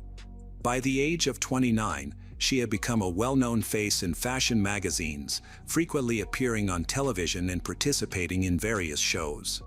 However, her life wasn't without challenges. At 20, she was involved in a serious accident while riding. Riva's father, Barry, was a renowned horse trainer and breaker. He introduced his daughter to riding at a young age, starting her off with a pony. When Riva was 20, she suffered a serious lower back injury after falling from a horse, which required her to nearly relearn how to walk.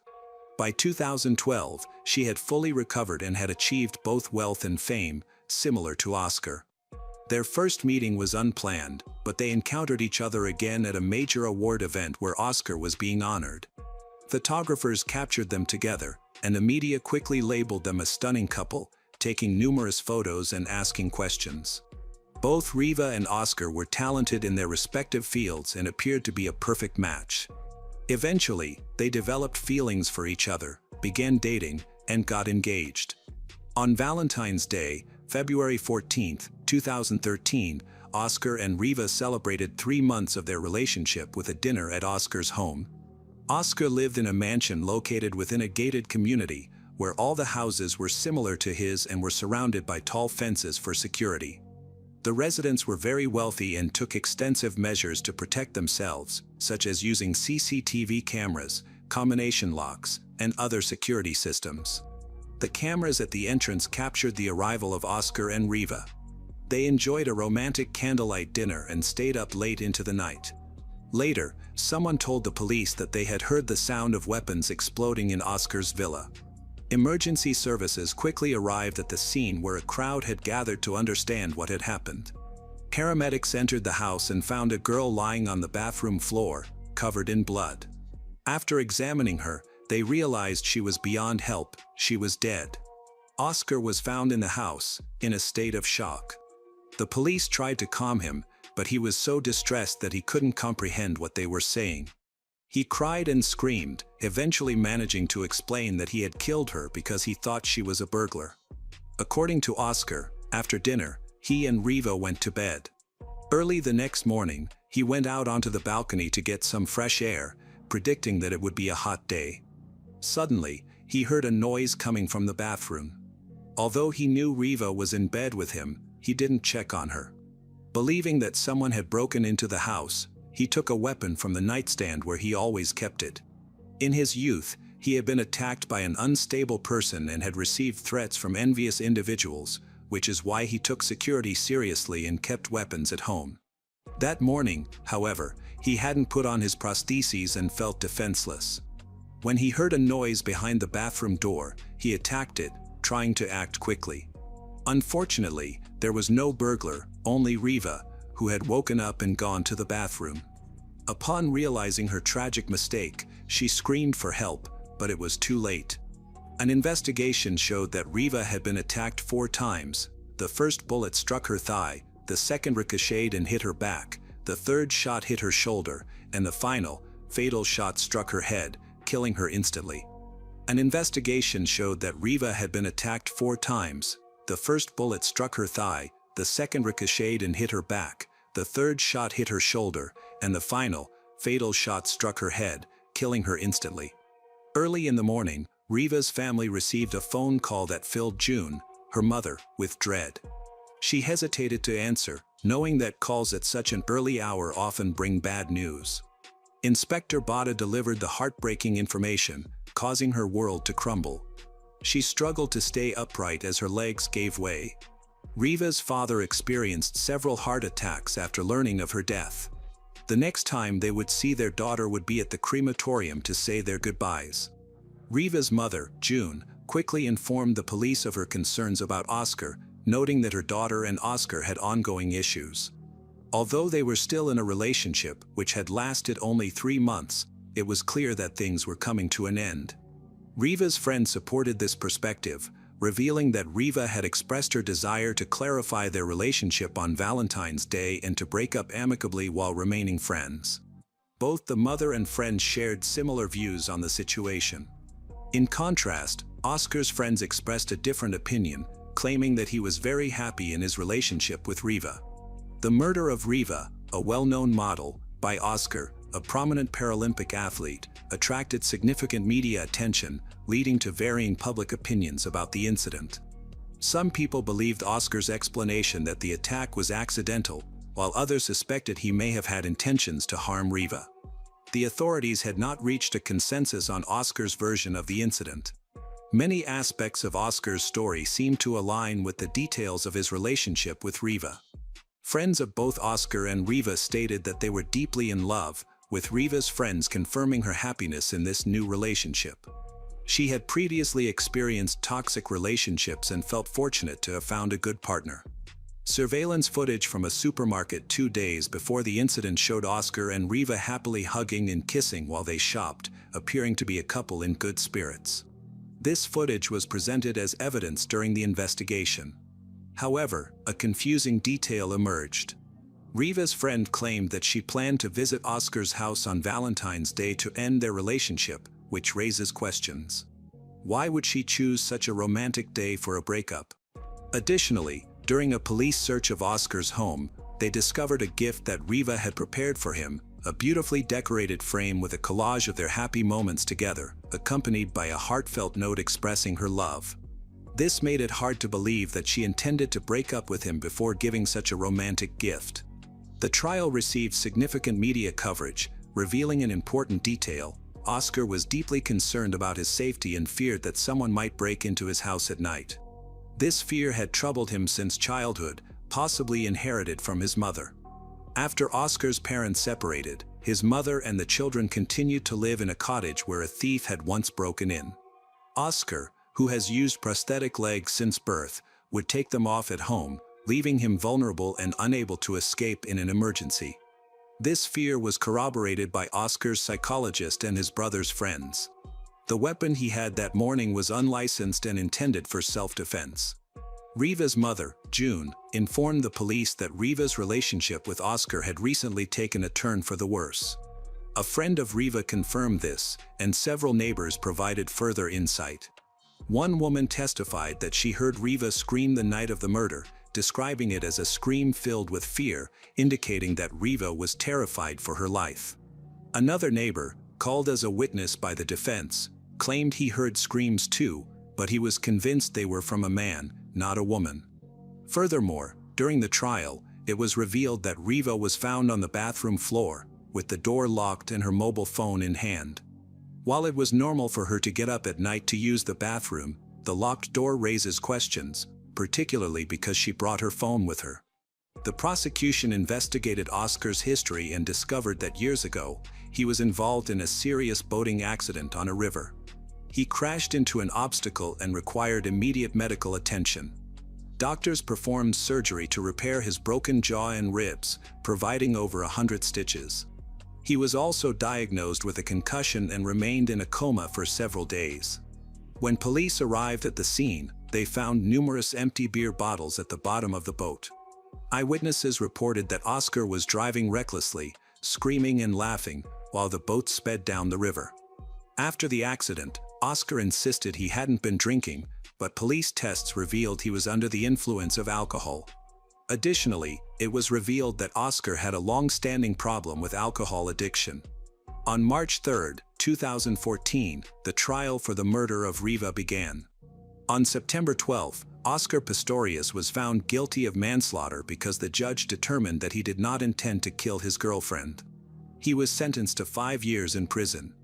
This sentence was considered lenient, and with good behavior, Oscar could have been released early. Over the years, Oscar gained many enemies and became concerned for his safety. The most notable adversary was prosecutor Jerry Nell, nicknamed Bull Terrier. After reviewing the case, he remarked, "Oscar is talking nonsense," and began searching for inconsistencies in Oscar's story.